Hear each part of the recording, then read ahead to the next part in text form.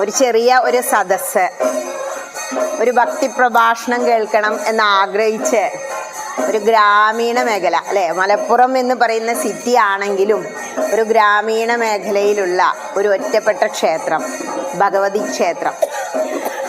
ഇവിടെ കുറേ കാലമായി പ്രഭാഷണമൊന്നുമില്ല എന്ന് പറഞ്ഞു. നമുക്ക് തുടങ്ങാം. ഇപ്പോഴാണ് ശരിയായത്. മറ്റേത് ശബ്ദം അടച്ച പോലെ നമുക്ക് അങ്ങോട്ട് വ്യക്തമാവില്ല. ഒരു 1.5-2 മണിക്കൂർ, ഒരു ഇതുവരെ പ്രഭാഷണം ഇല്ലാത്തൊരമ്പലം എന്ന് പറയുമ്പോൾ നമുക്കൊരു 2.5 മണിക്കൂറൊക്കെ വേണം, എങ്കിലേ എന്തെങ്കിലുമൊക്കെ ആവുള്ളൂ. ഏതായാലും 10 ആളായാലും ഒരു പ്രഭാഷണം കേൾക്കണം എന്ന് ആഗ്രഹിച്ച് ഒരു ക്ഷേത്രാങ്കണത്തിൽ ഇങ്ങനെ വന്നിരിക്കുക. ഒരുപാട് ജോലികളും പ്രാരാബ്ദങ്ങളും പ്രശ്നങ്ങളും ഉള്ളവരാണ് മനുഷ്യൻ, പ്രത്യേകിച്ച് സ്ത്രീകൾ.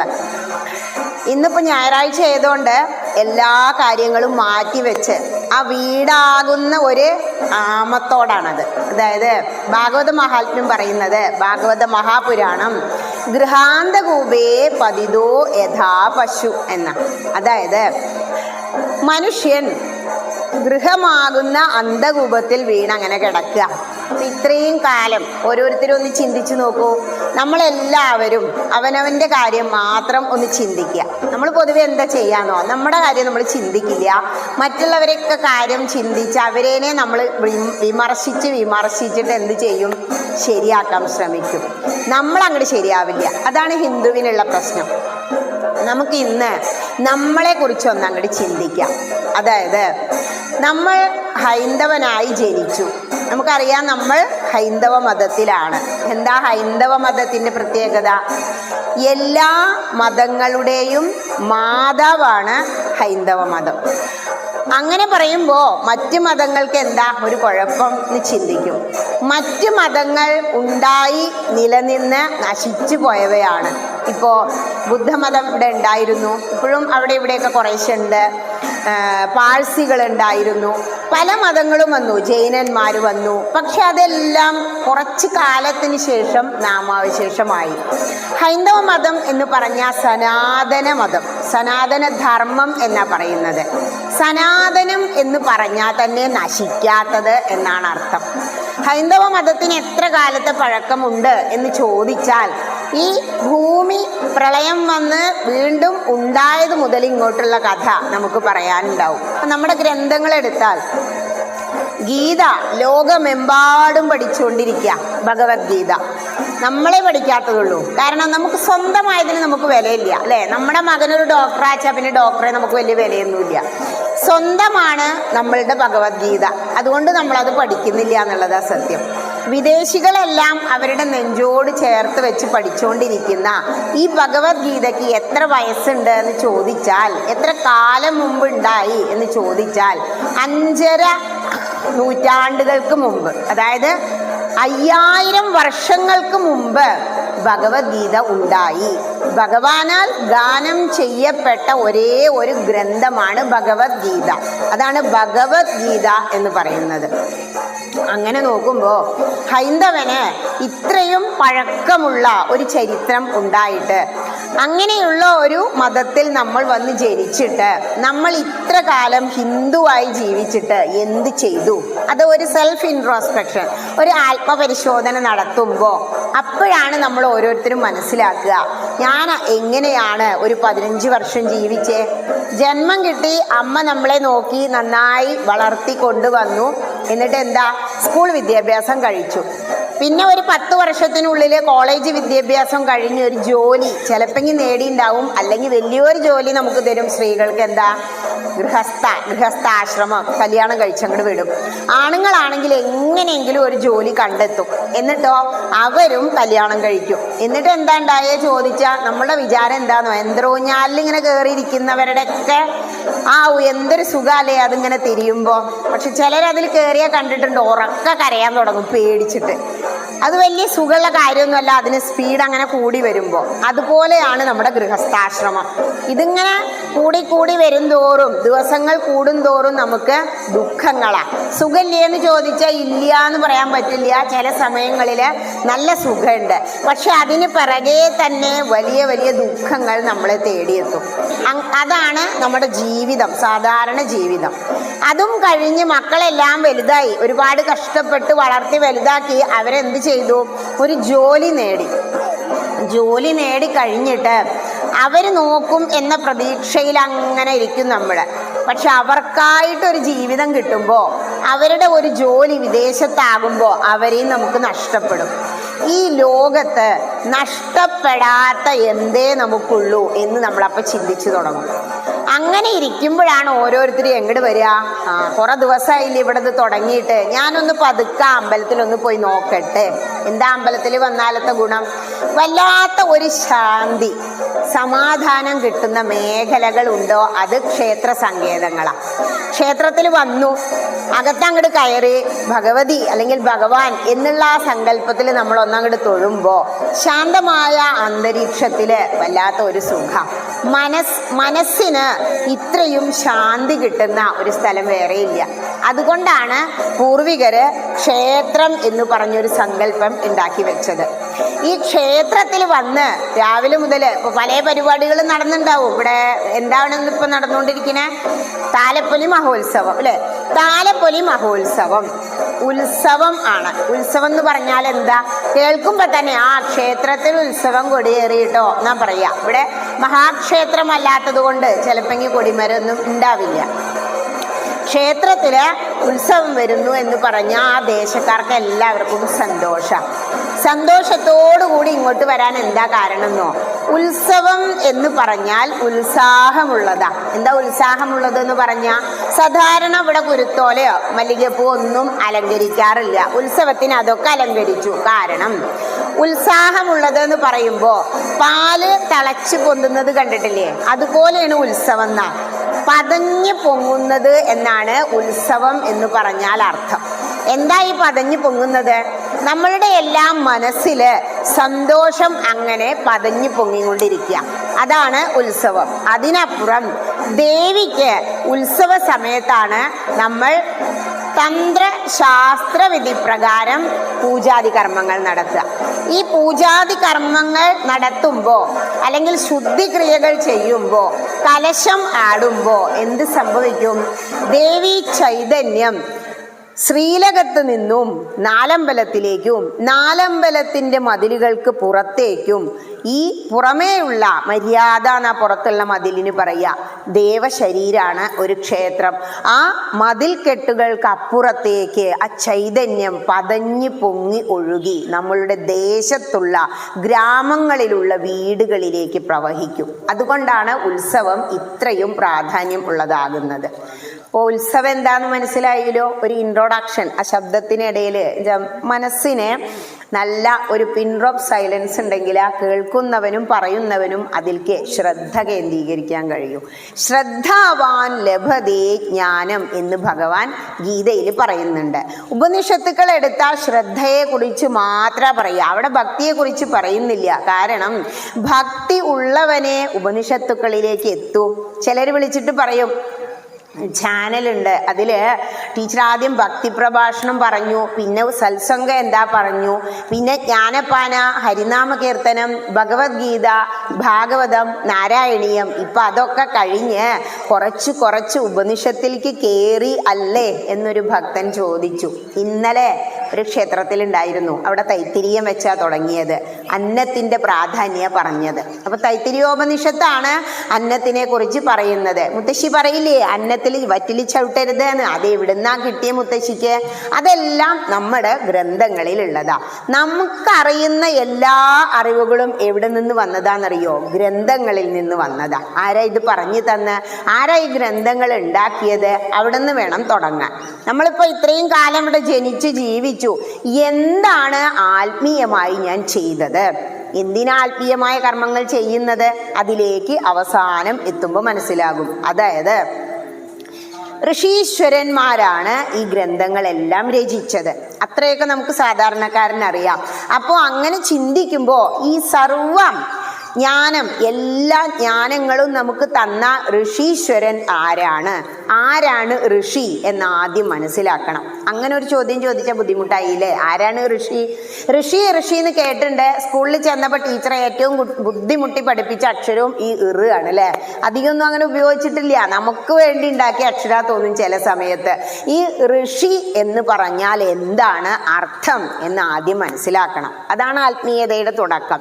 അതായത് ഋഷി എന്ന് പറഞ്ഞാൽ അറിവ് നേരിട്ട് നേടിയ വ്യക്തിയാണ്. അതായത് ഓരോ ഋഷീശ്വരന്മാരും മന്ത്രദ്രഷ്ടാക്കളാണ്. അപ്പൊ ഋഷി എന്ന് പറഞ്ഞാൽ അർത്ഥം മന്ത്രദ്രഷ്ടാവ് എന്നാണ്. മന്ത്രം എന്ന് പറഞ്ഞാൽ തന്നെ അറിവാ. എല്ലാ മന്ത്രങ്ങളും എടുത്ത് ഒന്ന് വ്യാഖ്യാനിച്ചു നോക്കുമ്പോൾ അതിൽ നിറയെ അറിവ് അങ്ങനെ നിറച്ചു വെച്ചിരിക്കുന്നത് നമുക്ക് കാണാം. ഒരു മന്ത്രം എടുത്തിട്ട് ഞാൻ പറഞ്ഞു തരാം. അതേസമയം ദ്രഷ്ടാവ് എന്ന് പറഞ്ഞാലോ അറിവിനെ നേരിട്ട് കാണുന്നവനാണ് ഋഷി. കാണുന്നവൻ എന്നാണ് ദ്രഷ്ടാവ് എന്ന് പറഞ്ഞാൽ അർത്ഥം. അതായത് മന്ത്രദ്രഷ്ടാക്കളായ മാമുനീശ്വരന്മാർ എന്ത് ചെയ്തു? ഈ അറിവിനെ, അവർ നേടിയ അറിവിനെ നമുക്ക് വേണ്ടി ഗ്രന്ഥങ്ങളിലേക്ക് പകർന്നു വെച്ചു. ഈ ഋഷീശ്വരന്മാർ പകർന്നു തന്ന അറിവാണ് ഏറ്റവും വലിയ പ്രാധാന്യമുള്ള കാര്യം. അല്ലാതെ ക്ഷേത്രം അല്ല എന്ന് പറയാം. ക്ഷേത്രം വേണ്ടേ? ക്ഷേത്രം ഒരു ഉപാധി മാത്രമാണ്. കാരണം അറിവാണ് ഭക്തി, അറിവാണ് ഈശ്വരൻ. ഈ ലോകത്തിൽ അറിവിനേക്കാൾ, ജ്ഞാനത്തേക്കാൾ ശുദ്ധികരമായി വേറെ ഒന്നും ഇല്ല എന്നാണ്. നമ്മൾ വൃത്തിയും ശുദ്ധിയൊക്കെ പറയും ക്ഷേത്രത്തിലേക്ക് വരുമ്പോൾ അല്ലേ? പക്ഷേ ഒരറിവും ഇല്ലാതെ ഇതെന്താ? പണ്ടൊരാൾ ചോദിച്ചൂത്രേ, ഈ പരബ്രഹ്മം എന്ന് ഗുരു അങ്ങ് പറയുന്നുണ്ടല്ലോ, എന്താണ് ഈ പരബ്രഹ്മത്തിന്റെ രൂപം? അപ്പൊ ഇദ്ദേഹത്തിന് ദേഷ്യം വന്നൂത്രേ. ഇത്ര ദിവസം പഠിപ്പിച്ചിട്ട് ഇപ്പൊ ഇതാ കിട്ടിയത്, പോത്തെ എന്ന് വിളിച്ചൂത്രേ. കുട്ടി എന്ത് വിചാരിച്ചു? പോത്തിന്റെ രൂപമാണ് ബ്രഹ്മത്തിന്. അന്ന് രാത്രി കുട്ടികളല്ലേ, മനസ്സിൽ എന്തേലും കിട്ടി അതെന്നെ വിശ്വസിക്കും. ഗുരുനാഥൻ പറഞ്ഞു പോത്താണ് എന്ത്? ബ്രഹ്മം. അങ്ങനെയാണെങ്കിൽ ഹേ പരബ്രഹ്മമേ, ഇന്ന് രാത്രി സ്വപ്നത്തിലെങ്കിലും എന്നെ കാണാനൊന്ന് വരേണമേ എന്ന് പ്രാർത്ഥിച്ചു കുട്ടി. ആ സമയത്ത് ഒന്നുറങ്ങിയ സമയത്ത് സ്വപ്നത്തിൽ കാണുകയാണ് ഈ കൊമ്പൊക്കെ അങ്ങനെ കുലുക്കി പരബ്രഹ്മം പോത്തിന്റെ രൂപത്തിൽ വന്നു. ഇത് കണ്ടതും ചാടി എഴുന്നേറ്റു ഓടി ഇറങ്ങിയിട്ട് നട്ടപ്പാതിര ഗുരുനാഥന്റെ വീട്ടിൽ ചെന്ന് വാതിൽ മുട്ടി വിളിച്ചു, ഗുരു അങ്ങ് പറഞ്ഞത് സത്യമാണ്, ഞാൻ പരബ്രഹ്മത്തെ കണ്ടു. എന്താടാ പരബ്രഹ്മത്തിന്റെ രൂപം എന്ന് ചോദിച്ചു അത്രേ. അപ്പൊ പറഞ്ഞു, അങ്ങ് പറഞ്ഞ പോലെ തന്നെ പോത്തിന്റെ രൂപം 2 കൊമ്പൊക്കെ ആയിട്ട് എൻ്റെ പിറകെ ഉണ്ടായിരുന്നു. ഇതാണ് അവസ്ഥ. നമ്മൾ എന്താണോ അറിഞ്ഞ് ആ അറിവ് അതുപോലെ നമ്മൾ വിശ്വസിക്കുക. അപ്പൊ അമ്മ എന്ത് പറഞ്ഞു? ചെറുപ്പത്തിലെ നിങ്ങളെ കൈ പിടിച്ച് ഈ ക്ഷേത്രത്തിൽ കൊണ്ടുവന്നു, ഇത് തന്നെയാണ് ഭഗവതി, തൊഴുതോളൂ. അപ്പൊ നമ്മൾ 2 കൈയും കൂപ്പി തൊഴുതു ഇല്ലേ? എന്താ ഈ തൊഴുന്നതിന്റെ പ്രത്യേകത?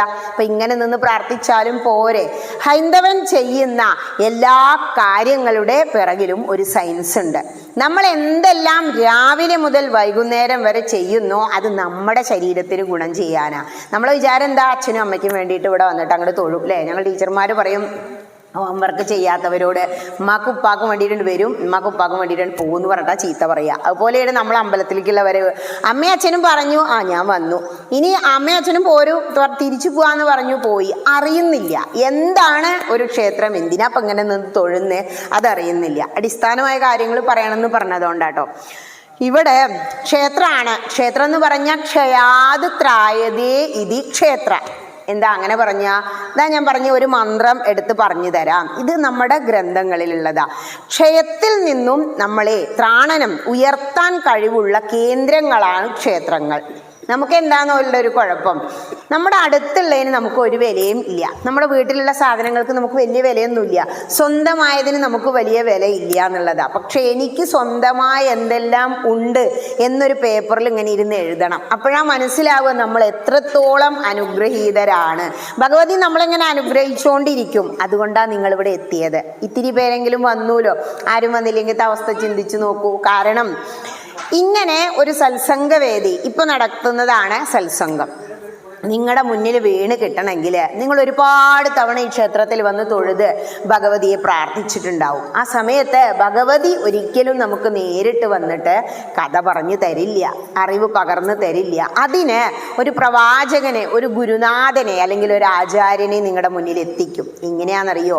നമ്മുടെ ജീവിതത്തിലെ ദുരിതങ്ങളൊക്കെ കുറഞ്ഞു വരുമ്പോൾ, സുഹൃതം കൂടി വരുമ്പോൾ ആ ക്ഷേത്രത്തിൽ ഒരു ജ്ഞാനയജ്ഞം നടക്കും. പ്രത്യേകിച്ചും ഇത്രയും ശുദ്ധിക്രിയകൾ പൂജാതി കർമ്മങ്ങളും എല്ലാം നടന്ന് ഐശ്വര്യപ്രദമായി നിൽക്കുന്ന ഈ ശാന്തമായ അന്തരീക്ഷത്തിൽ നിങ്ങൾക്ക് ഒരു പ്രഭാഷണം കിട്ടുക എന്ന് പറഞ്ഞാൽ അത് എത്രയോ ജന്മങ്ങളുടെ സുഹൃതം ഇങ്ങനെ കൂടി ഒരുപാട് പ്രാവശ്യം നിങ്ങൾ വന്ന് തൊഴുതിട്ടുണ്ടാവൂലേ? ഒറ്റ തവണ മാത്രം തൊഴുതവർക്ക് ഇവിടെ ഇരിക്കാൻ കഴിയില്ല. അങ്ങനെ ഭഗവതിക്ക് വേണ്ടി അകത്ത് ഒരുപാട് പൂജകൾ നടക്കുമ്പോൾ പുറത്ത് ഒരു ചെറിയ അറിവ് പകർന്നു കൊടുക്കൽ, അതാണ് പ്രഭാഷണം, സത്സംഗം എന്ന് പറഞ്ഞ. കാരണം സത്തുക്കളുമായി ഒരു സംഘം ഉണ്ടാവുക. ഇവിടെ വന്നിരിക്കുന്നവരൊക്കെ സത്തുക്കളാണ്. സത്തുക്കൾ എന്ന് പറഞ്ഞാൽ എന്താ?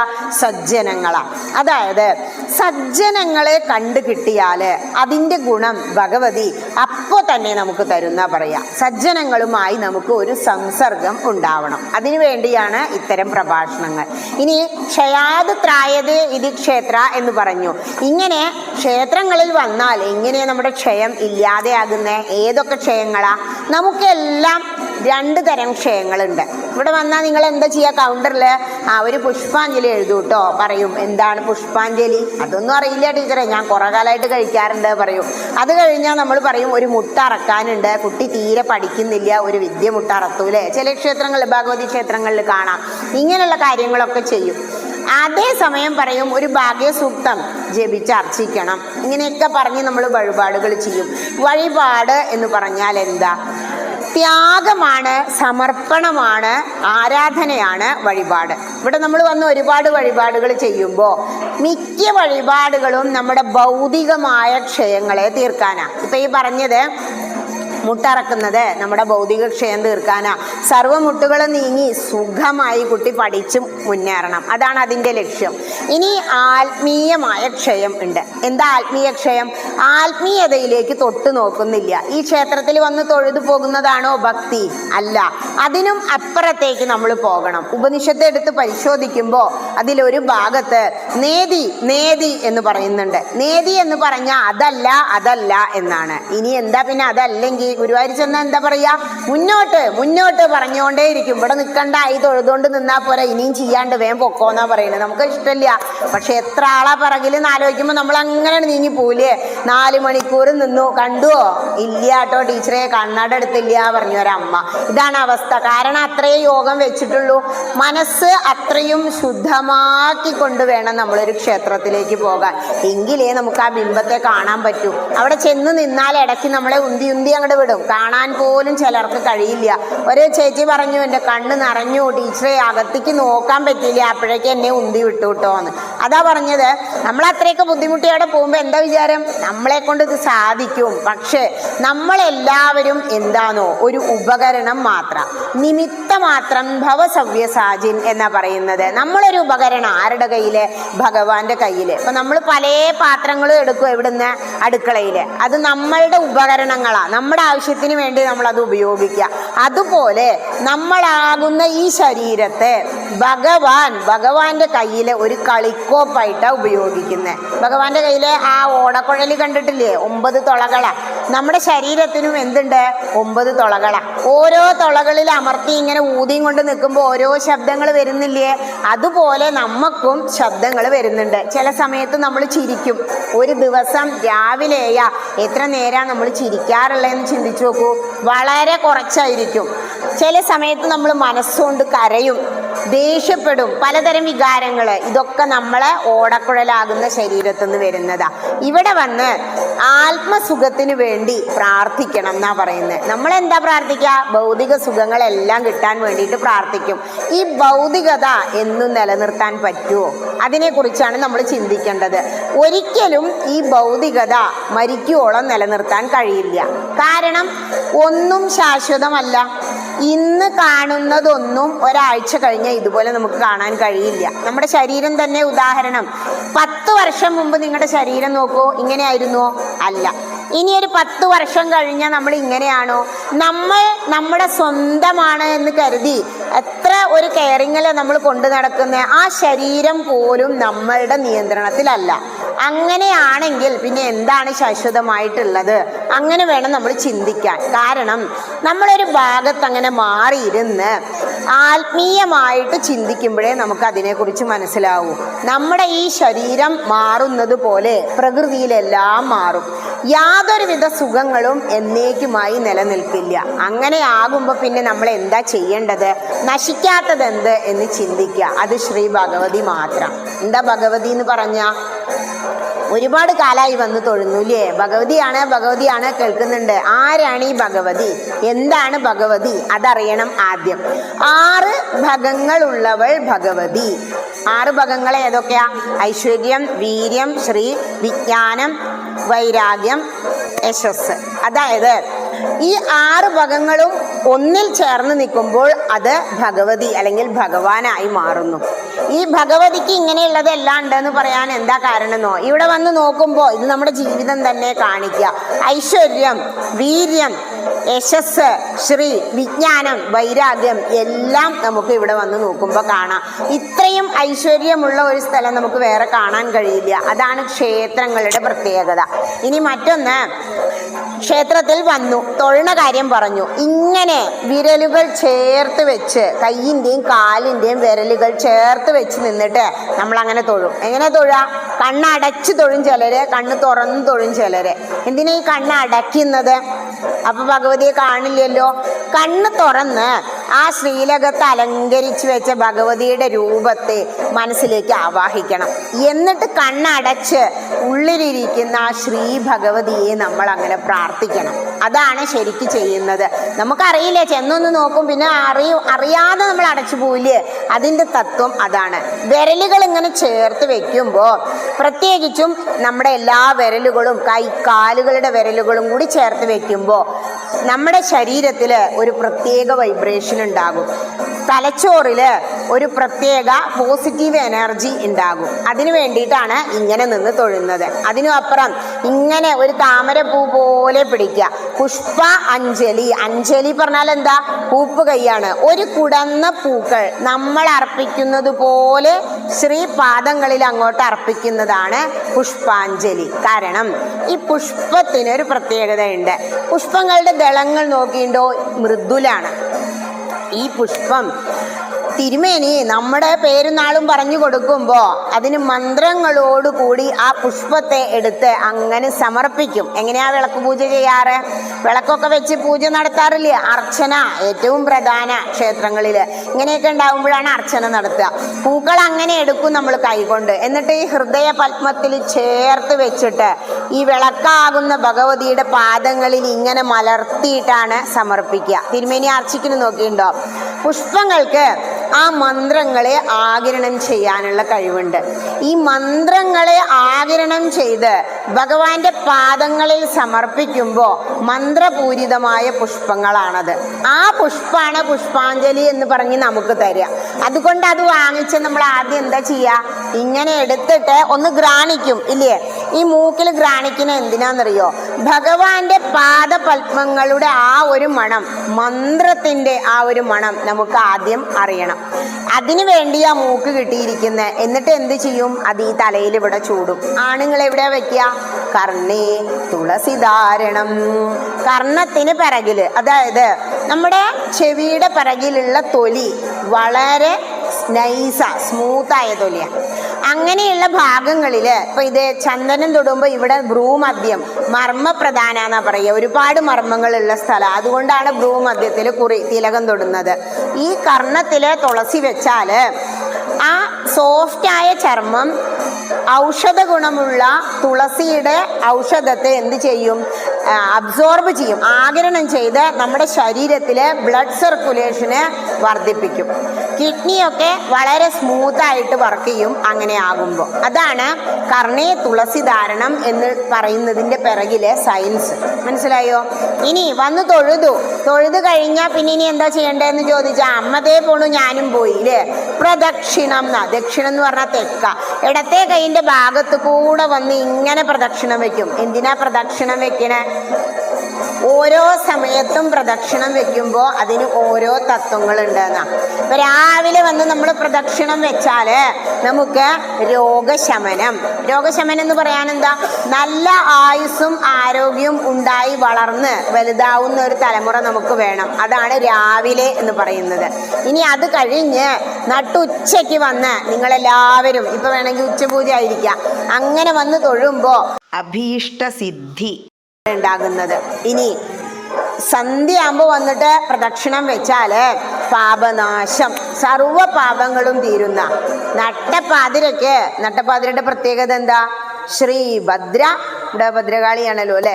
ശ്രീഭദ്ര ചുടലാ ഭദ്രകാളി മഹാദേവനോട് ശ്രീ പരമേശ്വരനോടും ഭൂതഗണങ്ങളോടും ചേർന്ന് ചുടലാ നൃത്തമാടാൻ പുറത്തിറങ്ങും. നട്ടപ്പാതിരയ്ക്ക് വന്ന് പ്രാർത്ഥിച്ച മോക്ഷം തന്നെ ഫലം. മോക്ഷം എന്ന് പറഞ്ഞാൽ ശ്രീ ഭഗവതിയെ ഭദ്രകാളി രൂപത്തിൽ ആ നാക്കൊക്കെ നീട്ടിയിട്ട് ഭദ്രം കരോതി ഇതി ഭദ്രകാളീന, ഈ ഒരു തട്ടകത്തിനെ എല്ലാ തട്ടകങ്ങളെയും ഭദ്രമായി കാത്തു സൂക്ഷിക്കാൻ കഴിവുള്ളവളാണ് ഭദ്രകാളി. അതുകൊണ്ടാണ് തട്ടകത്തമ്മയായി എല്ലാവരും ഭദ്രകാളിയെ ആരാധിക്കുന്നത്.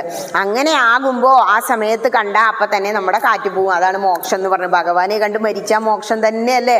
എന്താ ഉണ്ടായത്? ഗീത കാണുമ്പോൾ ദുര്യോധനനൊക്കെ ഭഗവാനോട് നേർക്ക് നേരെ നിന്ന് യുദ്ധം ചെയ്തു മരിച്ചു. മോക്ഷം തന്നെ കിട്ടിയില്ലേ?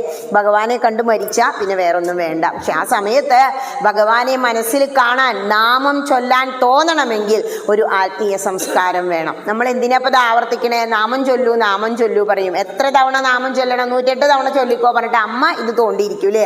അതാണ് ഹൈന്ദവന്റെ ദോഷം. മറ്റുള്ളവരെ നോക്കൂ, അവർ കുടുംബത്തിലെല്ലാവരും കൂടി ഇരുന്ന് നാമം ചൊല്ലും, അല്ലെങ്കിൽ അവരുടെ ഗ്രന്ഥങ്ങൾ പാരായണം ചെയ്യും. എത്ര വ്യക്തികളുണ്ടോ അത്രയും അവരുടെ ഗ്രന്ഥങ്ങൾ ആ വീട്ടിലുണ്ടായിരിക്കും. സ്വന്തമാക്കും അവരവരുടെ ഗ്രന്ഥത്തെ. നമ്മളെ കൂടി ഇരിക്കുമ്പോൾ എന്താ വാങ്ങുക? കുറേ ചട്ടിയും കുട്ടിക്കലും ഒക്കെ വാങ്ങൂലേ. എന്നിട്ട് ഇതിൽ കുറേ വെച്ച് നിന്ന് അൾഷിമേഴ്സായി ഈ 4 സപ്രപഞ്ച കട്ടിലൊക്കെ അല്ലേ കൂടി ഇരിക്കുമ്പോൾ വാങ്ങുക, അതിൻ്റെ മുകളിൽ അവിടെ കയറി കിടക്കും.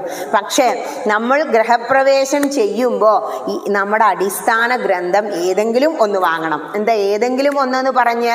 ഹിന്ദു എന്ന് പറഞ്ഞാൽ അവൻ സമ്പന്നനാ. എന്ത് കാര്യത്തിലാ സമ്പന്നത? നമുക്കിഷ്ടം പോലെ ഉണ്ട്. അപ്പോഴല്ലേ സമ്പന്നത പറയുക. നമുക്ക് ഒരുപാട് അടിസ്ഥാന ഗ്രന്ഥങ്ങളാ. ഏറ്റവും അടിസ്ഥാന ഗ്രന്ഥം വേദങ്ങളാ. അത് നമുക്ക് ടഫ് സാൻസ്ക്രിറ്റ് കൂട്ടിയാൽ കൂടാത്തത് കൊണ്ട് നമ്മൾ എന്ത് ചെയ്തു? ഈ വേദങ്ങളുടെ സത്ത കറന്നെടുത്ത് 2 ഇതിഹാസങ്ങളും 18 പുരാണങ്ങളും സൃഷ്ടിച്ചു. ഏതൊക്കെയാ ഇതിഹാസങ്ങൾ? രാമായണവും മഹാഭാരതവും. ഇതൊക്കെ നമുക്ക് അറിയാം. പക്ഷെ എന്തറിയില്ല, രാമായണം ഇതിഹാസമാണെന്നോ രാമായണത്തിൽ പറയുന്നത് വേദ തത്വമാണെന്നോ നമുക്കറിയില്ല. പക്ഷെ ഈ രാമായണത്തില് നമ്മളുടെ എല്ലാ മനസ്സിലുള്ള ഒരു ചോദ്യത്തിന് ഒരു ഉത്തരമുണ്ട്. ഒരു വരി എപ്പോഴും ഇങ്ങനെ വായിച്ചു പോയില്ലേ? കർക്കിടകത്തിൽ രാമായണമൊക്കെ വായിക്കാറില്ലേ? എന്താ വായിക്കുക? എപ്പോഴും സംശയ, എന്താ ഇപ്പം ഇങ്ങനെ ദുഃഖം ഉണ്ടാവാൻ കാരണം? അപ്പുറത്തെ അമ്മിണിയമ്മയുടെ മകനെ പാമ്പ് കൊത്തി മരിച്ചുല്ലോ, എന്താ ഇപ്പം ഈ ചെറുപ്പത്തിൽ ആ കുട്ടി മരിച്ചു പോകാൻ കാരണം? ഇതൊക്കെ നമ്മുടെ മനസ്സിലെ ചോദ്യങ്ങളാ. ഇങ്ങനെ പറയുന്നുണ്ട്, നമ്മളുടെ കർമ്മഫലമാണ് ഇതിന് കാരണം. അതായത് ഓരോ വ്യക്തികളും ജനിക്കുന്നത് അവൻ കഴിഞ്ഞ ജന്മങ്ങളിൽ ചെയ്ത കർമ്മഫലം അനുഭവിക്കാനാണ്. അങ്ങനെ ആകുമ്പോൾ എന്തിനാ പിന്നെ ഇവിടെ ജനിച്ചത്? ഇതൊക്കെ അങ്ങനെ അനുഭവിച്ച് ദുരിതം അനുഭവിക്കാനാണോ എന്ന് ചിലർ ചോദിക്കും. അതിനുള്ള ഉത്തരം വലിയ ഇതിഹാസമായ, എഴുതപ്പെട്ടിട്ടുള്ളതിൽ ഏറ്റവും വലിയ ഇതിഹാസമായ മഹാഭാരതം നമ്മളോട് പറയുന്നുണ്ട്. മഹാഭാരതത്തിലെ ധർമ്മപുത്രര് സങ്കടപ്പെട്ട് ഇങ്ങനെ നിൽക്കുക. എപ്പോഴാ? യുദ്ധം കഴിഞ്ഞിട്ട്. എല്ലാവരും എപ്പോഴാ സങ്കടപ്പെടുക? തോറ്റു കഴിഞ്ഞാലാ. യുദ്ധം ചെയ്ത് കുരുക്ഷേത്ര ഭൂമിയിൽ ജയിച്ചു നിൽക്കുന്ന യുധിഷ്ഠിരൻ സങ്കടപ്പെട്ടുകൊണ്ട് ആ ചോരക്കളങ്ങളിലൂടെ ചവിട്ടി നടന്ന് ശരശയ്യയിൽ, മൂർത്ത ശരശയ്യയിൽ അങ്ങനെ ചോരയൊലിപ്പിച്ച് കിടക്കുന്ന ഭീഷ്മ പിതാമഹന്റെ മുന്നിൽ വരിക. ഈ ഭീഷ്മ പിതാമഹന്റെ മുന്നിൽ വന്നിട്ട് സങ്കടത്തോടുകൂടി ചോദിക്കുകയാണ്, ഹേ പിതാമഹ, എനിക്ക് മനസ്സമാധാനം ഇല്ലാട്ടോ. അപ്പൊ നീ എന്താ ഇപ്പോഴും ഇങ്ങനെ മനസ്സമാധാനം ഇല്ല എന്ന് പറയുന്നത് ചോദിച്ചപ്പോ, എത്രയോ വലിയ യുദ്ധം ചെയ്തു, ഒരുപാട് വ്യക്തികൾ സ്ത്രീകളെ ഞാൻ വിധവയാക്കി, ഒരുപാട് കുട്ടികളെ, ബാലന്മാരെ ഞാൻ അനാഥരാക്കി. അതെങ്ങനെയാ? ഒരുപാട് യുദ്ധം നടന്നപ്പോൾ ഒരുപാട് പേര് ഭടന്മാർ മരിച്ചു, അവരുടെ ഭാര്യമാർ വിധവകളായി, ഒരുപാട് കുട്ടികളുടെ അച്ഛന്മാർ മരിച്ചു. അതുകൊണ്ട് ആ കുട്ടികൾ അനാഥരായി, ബാലന്മാർക്ക് അച്ഛനില്ലാതെയായി. മാത്രമല്ല, അങ്ങ് ഈ യുദ്ധക്കളത്തിൽ അങ്ങ് എത്ര വലിയവനാണ്. ഈ യുദ്ധക്കളത്തിൽ 50 ദിവസമായി, 58ാമത്തെ ദിവസമാണ് ഭീഷ്മപിതാമഹര് മരിക്കുന്നത്. സ്വച്ഛന്ത മൃത്യുവും കാത്ത് ഈ ചോരയൊലിക്കുന്ന ശരീരവുമായി ഇങ്ങനെ കിടക്കുന്നത്, ഇതിന് ഉത്തരവാദി ഞാനല്ലേ എന്ന് ചോദിക്കുക. അപ്പൊ പറയാണ്, നീയല്ല അതിന് ഉത്തരവാദി. അല്ല, ഞാൻ മഹാപാപിയാണ്. കണ്ടോ, ആ ദുര്യോധനൻ എത്ര ഭാഗ്യവാനാണ്, അവൻ മരിച്ചു, ഞാൻ മരിച്ചതും ഇല്ല, എങ്കിൽ ഇത് കാണേണ്ടായിരുന്നു എന്ന് പറഞ്ഞപ്പോ ഭീഷ്മ പിതാമഹൻ ഒരു കഥ പറഞ്ഞു കൊടുക്കുകയാണ് സുയോധനന്, അതായത് ധർമ്മപുത്രർക്ക്. എന്താ കഥ എന്ന് ചോദിച്ചാൽ, ഈ വേദം പറയുന്ന തത്വം ഞാനിപ്പോൾ പറഞ്ഞില്ലേ, കർമ്മഫലം അനുഭവിക്കുന്നതെന്ന്, ആ കർമ്മഫലങ്ങൾ എങ്ങനെയാണ് ഓരോ വ്യക്തിയെയും ബാധിക്കുന്നത് എന്ന കഥ അവിടെ പറഞ്ഞു കൊടുക്കുക. ഈ വേദം പറയുന്ന തത്വങ്ങൾ കഥാരൂപത്തിൽ എഴുതി വെച്ചതാണ് ഇതിഹാസങ്ങൾ, രാമായണവും മഹാഭാരതവും. രാമായണത്തിൽ അത് വ്യക്തമായിട്ട് പറയാണ്, ഓരോ വ്യക്തികളും ചെയ്യുന്ന കർമ്മഫലം അവൻ അനുഭവിക്കേണ്ടി വരും. മഹാഭാരതം ഇത് വേറൊരു കഥയിലൂടെ പറയുക. അതായത് പണ്ട് ഇങ്ങനെ കഥ പറയുമ്പോൾ അങ്ങനെയാണല്ലോ തുടങ്ങുക. പണ്ട് ഒരു ഗൗതമി എന്ന് പറയുന്ന ഒരു സ്ത്രീ ഉണ്ടായിരുന്നു. ഗൗതമ ഗോത്രത്തിൽ ആണ് ആ സ്ത്രീ ജനിച്ചത്. ആ സ്ത്രീ വളരെ വൈകി കല്യാണമൊക്കെ കഴിച്ചു. അതിലൊരു മകൻ മാത്രം ഉണ്ടായി. ചിലർ കാണാം, കുറേ കാലത്തിന് ശേഷം ഉണ്ടാകുമ്പോൾ കുട്ടികൾ ചെറുതാവും, അവർക്ക് ഇത്തിരി പ്രായമായിട്ടുണ്ടാവും. അങ്ങനെ ഇവര് ആത്മീയതയിൽ ഊന്നിയ ജീവിതം നയിക്കുന്നവരാ. ഒരു ദിവസം രാവിലെ ഇവർ പറയാണ്, ആത്മീയതയിൽ ഊന്നിയ എന്ന് പറയുമ്പോൾ എന്താ, വീട്ടിൽ അവർക്ക് എന്തുണ്ടായിരിക്കും, ഒരു പൂജാമുറി ഉണ്ടായിരിക്കും, വിളക്കൊക്കെ തേച്ച് മിനുക്കി കഴുകിയേ വിളക്ക് വെക്കൂ, അതുപോലെ ആരാധന നടത്തും, ചമത ഒക്കെ പെറുക്കി കൊണ്ടുവരാൻ പറയും. ഈ കുട്ടിയെ ചമത പെറുക്കുന്നതിന് വേണ്ടി അയച്ചു. നിങ്ങൾക്ക് ഇവിടെ മാതൃസമിതിയിൽ എത്ര പേരുണ്ട്? 10 പേരുണ്ടോ? മാതൃസമിതി ഉണ്ടോ? അങ്ങനെയൊന്നും ഉണ്ടായിട്ടില്ല അല്ലേ? ഉണ്ടാക്കിയിട്ട് വേണം. ആയിക്കോട്ടെ, കുറേ ക്ഷേത്രങ്ങളിൽ പോയിട്ട് ഇതുപോലെ ഒരു കുട്ടി പ്രഭാഷണം കൊടുത്ത് ഞാനൊരു മാതൃസമിതി ഉണ്ടാക്കും, എന്നിട്ട് പോരും. പിന്നെ ഇങ്ങനെ നിർദ്ദേശങ്ങൾ കൊടുത്തിട്ട് ആ ക്ഷേത്രങ്ങളെ ഉയർത്തി കൊണ്ടുവരാറുണ്ട്. ചോദിക്കാൻ എന്താ കാരണം എന്നോ, ക്ഷേത്രത്തിൽ വന്നപ്പോൾ ഞാൻ എല്ലാതും ഒക്കെ ഒന്നിങ്ങനെ വീക്ഷിക്കും. അത് കുറ്റം കാണുക എന്നല്ല അതിന് പറയുക, അറിവില്ലായ്മ കൊണ്ട് ചെയ്യാത്തതായിരിക്കാം. മാതൃസമിതിയുടെ കുറവാണതെന്ന് എനിക്ക് തോന്നി. നിങ്ങളുടെ ഒരു അമ്പലത്തിൽ ശരിക്ക് ഒരു ക്ഷേത്രം ഉയരണമെങ്കിൽ 5 കാര്യങ്ങൾ വേണമെന്ന. ക്ഷയാത്രായതേ ഇത് ക്ഷേത്ര എന്ന് പറഞ്ഞു. 5 കാര്യങ്ങൾ എന്ന് പറഞ്ഞ ആചാര്യ തപസാംനായ യമേന നിയമേന ച ഉത്സവേന അന്നദാനേന ക്ഷേത്രാഭിവൃദ്ധി പഞ്ചത. നമ്മളെന്താ ചെയ്യുക? ആദ്യം ഒരു ഊട്ടുപുര ഉണ്ടാക്കിയിട്ട് അവിടെ ഉത്സവം വരുന്നുണ്ടല്ലേ, ഉത്സവേന അന്നദാനേന, അവസാനമാണ് അന്നദാനം. ഇവിടെ അന്നദാന മണ്ഡപത്തേക്കാണ് ഞാൻ അങ്ങോട്ട് ചെന്നപ്പോൾ രാവിലെ ഞാൻ കഴിച്ചു, ഇത്ര ദൂരല്ലേ എന്ന് പറഞ്ഞ് എൻ്റെ കൂടെ വന്ന ആൾ കഴിച്ചിരുന്നില്ല. അപ്പം ഞാൻ പറഞ്ഞു, എന്നാൽ കഴിച്ചോളൂ, നമുക്ക് 10:15 സമയമുണ്ടല്ലോ, ഞാൻ വിളിച്ച ആൾ ഇവിടെ എത്തിയിട്ടില്ല, ആരും എന്നെ അറിയില്ലല്ലോ എന്ന് വിചാരിച്ചു. അങ്ങനെ അതിനുള്ളിൽ നേരെ കയറുമ്പോൾ തന്നെ ഞാൻ ആദ്യം കണ്ടത് നമ്മുടെ കൃഷ്ണനെയാ. അവിടെ ഒരു കൃഷ്ണൻ ഇരിക്കുന്നുണ്ട് അല്ലേ? ആ കൃഷ്ണന്റെ രൂപം നിങ്ങൾ നോക്കൂ, സ്റ്റാൻഡൊക്കെ അടിച്ച് നിങ്ങൾ സുന്ദരമായി വെച്ചിട്ടുണ്ട്. പക്ഷേ കരിയൊക്കെ പിടിച്ച് അല്ലെ, എത്ര ദിവസമായി അദ്ദേഹത്തെ, ഈ വിഗ്രഹങ്ങളെ മാത്രമേ ഇവിടെ കുളിപ്പിക്കൂ, ഇങ്ങനത്തെ പ്രതിമകളെയൊക്കെ തുടക്കുക ചെയ്യാന്നാ പറയാ. തുടച്ചിട്ട് എത്ര കാലമായി എന്നൊന്ന് ചിന്തിക്കണം. നമ്മുടെ വീടുകളിൽ മാറാല പിടിച്ചാൽ നമുക്ക് സഹിക്കുമോ?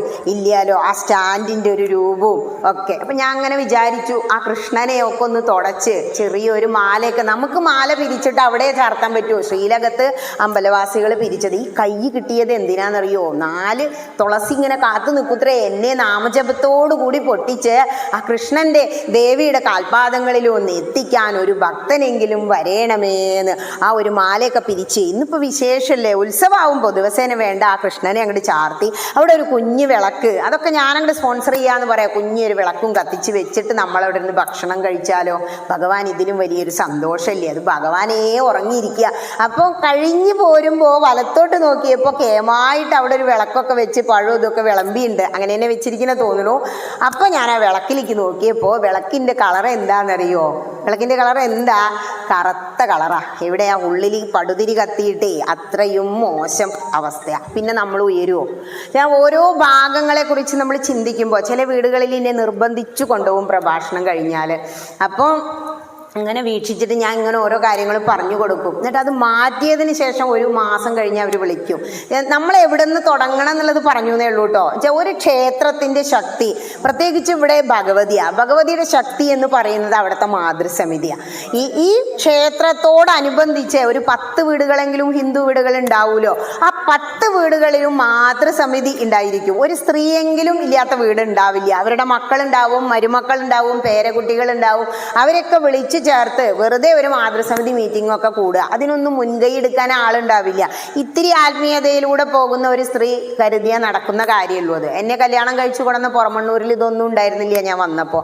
മറ്റുള്ള സ്ഥലങ്ങളിൽ പോയി ഇങ്ങനെ ചെയ്ത് ആ അമ്പലങ്ങളൊക്കെ ഉയരാൻ തുടങ്ങിയപ്പോൾ അവിടുത്തെ സ്ത്രീകൾ എന്നോട് പറഞ്ഞിട്ട് ഞാനും അവിടെ ഒരു മാതൃസമിതി തുടങ്ങി. ഇപ്പോൾ അവിടെ കുഴപ്പമില്ലാത്ത രീതിയിൽ ഞങ്ങൾ നല്ലൊരു മാതൃസമിതിയൊക്കെ കുറച്ചു കാലം ഗീത ക്ലാസ് ഒക്കെ കൊടുത്തു. അതിനുവേണ്ടി പറഞ്ഞു എന്നേ ഉള്ളൂ. അപ്പോൾ എന്ത് ചെയ്യണം?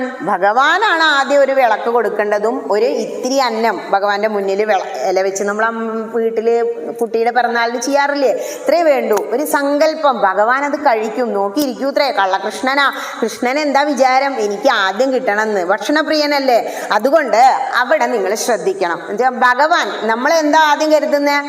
ഭക്ഷണം ഉണ്ടോ? രാവിലെ വീട്ടിൽ നിന്ന് പോരുമ്പോൾ അത് ആലോചിക്കും. കാരണം എന്താ? അന്നം തന്നെയാണ് നമ്മുടെ ഈ ശരീരം. അന്നത്തിൽ നിന്ന് ഉണ്ടായി, അന്നത്തിൽ നിലനിന്ന് അന്നത്തിലേക്ക് തന്നെ നമ്മൾ അങ്ങോട്ട് അവസാനിക്കുക ചെയ്യുന്നത്. അതെങ്ങനെയാ? നമ്മൾ ജനിക്കുമ്പോൾ നമ്മുടെ വയറ്റില് അമ്മ കഴിച്ച ഭക്ഷണം, അച്ഛൻ കഴിച്ച ഭക്ഷണം രേതസ്സായി വന്നിട്ട് നമ്മൾ ഒരു കുട്ടിയായി 2 കിലോ ആയി ഇങ്ങോട്ട് പുറത്തേക്ക് വരും ഇല്ലേ? ഈ 2 കിലോ ഉള്ള കുട്ടി എന്നും 2 കിലോ ആണോ? പിന്നെ എങ്ങനെയാ നമ്മൾ ഈ 60-70 കിലോ ആയത്? ഈ അന്നം കഴിച്ചിട്ടാ. അപ്പോൾ അന്നം തന്നെയാണ് ബ്രഹ്മം. അന്നം ബ്രഹ്മേതി വ്യജാനാത് എന്ന് തൈത്തിരീയം പറയുന്നുണ്ടത്. അന്നം ബ്രഹ്മമാണ് എന്ന് ഞാൻ അറിഞ്ഞു എന്ന് ഋഷി പറയാ. അപ്പൊ ഈ അന്നം കഴിക്കുന്ന ഭാഗത്ത് നമ്മൾ ഭഗവാനെ അത്രയും അന്നപൂർണേശ്വരിയായിട്ടാ ഭഗവാനെ കാണുന്നത്. രണ്ടും ഒന്ന് തന്നെ, ഭഗവാനും ഭഗവതിയും ഒന്ന് തന്നെ. അങ്ങനെ ആകുമ്പോൾ നമ്മൾ എന്ത് ചെയ്യണം? ഭഗവാൻ ആദ്യം വിളക്ക് വെച്ച് ഊട്ടണം. എന്നിട്ട് നമ്മളവിടെ നിന്ന് കഴിച്ചാൽ എന്തായി? അന്നം ബ്രഹ്മം. അതായത് അന്നപൂർണ മന്ത്രമൊക്കെ എഴുതി വെക്കും. നിങ്ങൾക്ക് സുന്ദരമായ ഒരു ഊട്ടുപെരുണ്ട്. ഞങ്ങളവിടെ ഒരു ഊട്ടുപെര ഉണ്ടാക്കാനൊരു പ്ലാനിങ് നടക്കുക. അപ്പം എൻ്റെ ഹസ്ബൻഡൊക്കെ ഇങ്ങനെ 4 പുറം നോക്കും ഇവിടെ പോയാലും. ഇങ്ങനെ ഒരെണ്ണ ആയാലും മതിയില്ലേ എന്ന് ഞങ്ങൾ അവിടെ ഇരുന്ന് ഡിസ്കസ് ചെയ്തു. നിങ്ങൾക്ക് അതൊക്കെ കിട്ടിയിരിക്കുന്നു. ശരിക്കും ക്ഷേത്രാഭിവൃദ്ധി പഞ്ചത പറഞ്ഞാൽ അവസാനമാണ് എന്ത് വരുന്നത്? അന്നദാന മണ്ഡപം. നിങ്ങൾക്ക് അതുവരെ എത്തി. ഇപ്പം ആദ്യം എന്താ വേണ്ടത്? ആചാര്യ തപസാംനായ. ആദ്യം വേണ്ടത് ആചാര്യനാ. ആചാര്യൻ എന്ന് പറഞ്ഞാൽ ഇതുപോലെ ഒരു വ്യക്തി, ഞാനാവണമെന്നൊന്നുമില്ല കേട്ടോ, നിങ്ങളുടെ മുന്നിലേക്ക് ഇത്തിരി ഒരറിവ് നേടിയ ഒരു വ്യക്തി, എങ്ങനെയെങ്കിലുമൊക്കെ ഒന്ന് പറഞ്ഞ് മനസ്സിലാക്കി തരാനുള്ള ഒരു വ്യക്തി ആദ്യം എത്തണം. ഇടയ്ക്കിടയ്ക്ക് സത്സംഗങ്ങൾ ഉണ്ടാവണം. ഒരാളെ തന്നെ വിളിക്കണം എന്നല്ല, കാരണം നമ്മളെല്ലാം നെഗറ്റീവ് ചിന്തിക്കുന്നവരാ. അതുകൊണ്ടാണ് ഞാൻ അപ്പം തന്നെ അത് തിരുത്തുന്നത്. ഇത്തിരിയൊക്കെ ഇതിനെക്കുറിച്ച് അറിയുന്നവരെ വിളിച്ച് ഒരു കുട്ടി പ്രഭാഷണം അങ്ങോട്ട് നടത്തുമ്പോൾ നമുക്ക് കുറച്ച് കാര്യങ്ങൾ മനസ്സിലാവും. അപ്പം ആചാര്യനായി. തപസ് ആംനായ ജപം. തപസ് എന്ന് പറഞ്ഞാൽ നമ്മൾ എപ്പോഴാണ് തപസ് ചെയ്യുന്നത്? പഠിക്കുന്ന കാലം ശരിക്കൊരു തപസ്സാണ് നമ്മൾ ചെയ്യുന്നത്. ബുക്കിന് മുന്നിലിരുന്നാൽ ഞാൻ എഴുന്നേൽക്കില്ല, പ്രത്യേകിച്ച് ഇത്തരം ഗ്രന്ഥങ്ങളാണെങ്കിൽ. അപ്പം എന്നെ അമ്മ ചീത്ത പറയും, കുറെ നേരമായല്ലോ തപസ് തുടങ്ങിയിട്ട്. പഠിക്കുന്ന കാലം തപസ്യാണ് അല്ലേ? ഒരു തപസ് പോലെ. അതിനെ ഇടയ്ക്ക് പിടിച്ചാൽ കല്യാണം കഴിപ്പിച്ച് നോക്കൂ, ആ കുട്ടിയുടെ പഠനമൊക്കെ ആകെ കല്ലത്താവും. അതുകൊണ്ട് തപസ് എന്ന് പറഞ്ഞാൽ ഗ്രന്ഥപാരായണം, ആംനായ ജപം. ഇപ്പൊ ഭഗവതിയുടെ മുന്നിൽ ഒരു മുഖമണ്ഡപം ഉണ്ടെങ്കിൽ അവിടെ ഇരുന്നാണ് തിരുമേനി ജപിക്കുക. ആംനായ ജപം എന്ന് പറഞ്ഞാൽ വേദജപം നടത്തുക. ക്ഷേത്രങ്ങളിൽ വേദജപം നടക്കണം എന്നാ. ആചാര്യ തപസാംനായ യമേന നിയമേന ച ഉത്സവേന അന്നദാനേന. യമനിയമാദികൾ പാലിക്കണം.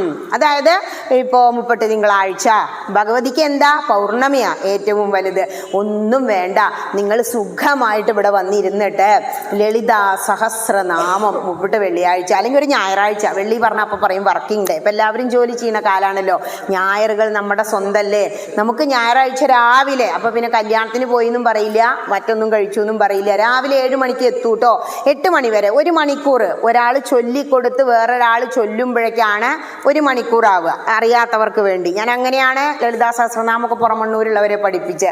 ഇനി ഒന്നിച്ച് ചൊല്ലുകയാണെങ്കിൽ അരമണിക്കൂറേ വേണ്ടൂ ഇല്ലേ. ലളിതാ സഹസ്രനാമം ശീലിക്കുന്നവരില്ലേ, സുഖമായിട്ട് അതിങ്ങോട്ട് എടുത്തു വെച്ചിട്ട് ആ ധ്യാനം അങ്ങോട്ട് കഴിഞ്ഞ് ഓം ശ്രീമാതാ ശ്രീ മഹാരാജ്ഞി ശ്രീമത് സിംഹാസനേശ്വരേ ചിദഗ്നികുണ്ഡ സംഭൂത ദേവകാര്യ സമുദ്യതാന്നും പറഞ്ഞിട്ട് അങ്ങോട്ട് തുടങ്ങുമ്പോൾ നിങ്ങൾ ഏറ്റവും കൂടുതൽ ഐശ്വര്യം നിങ്ങളുടെ ക്ഷേത്രത്തിനും ക്ഷേത്രത്തിനോടനുബന്ധിച്ച് എത്ര പേര് അവിടെ വന്നിരുന്നത് ജപിക്കണോ അവർക്കും ഐശ്വര്യം ഉണ്ടാവാൻ.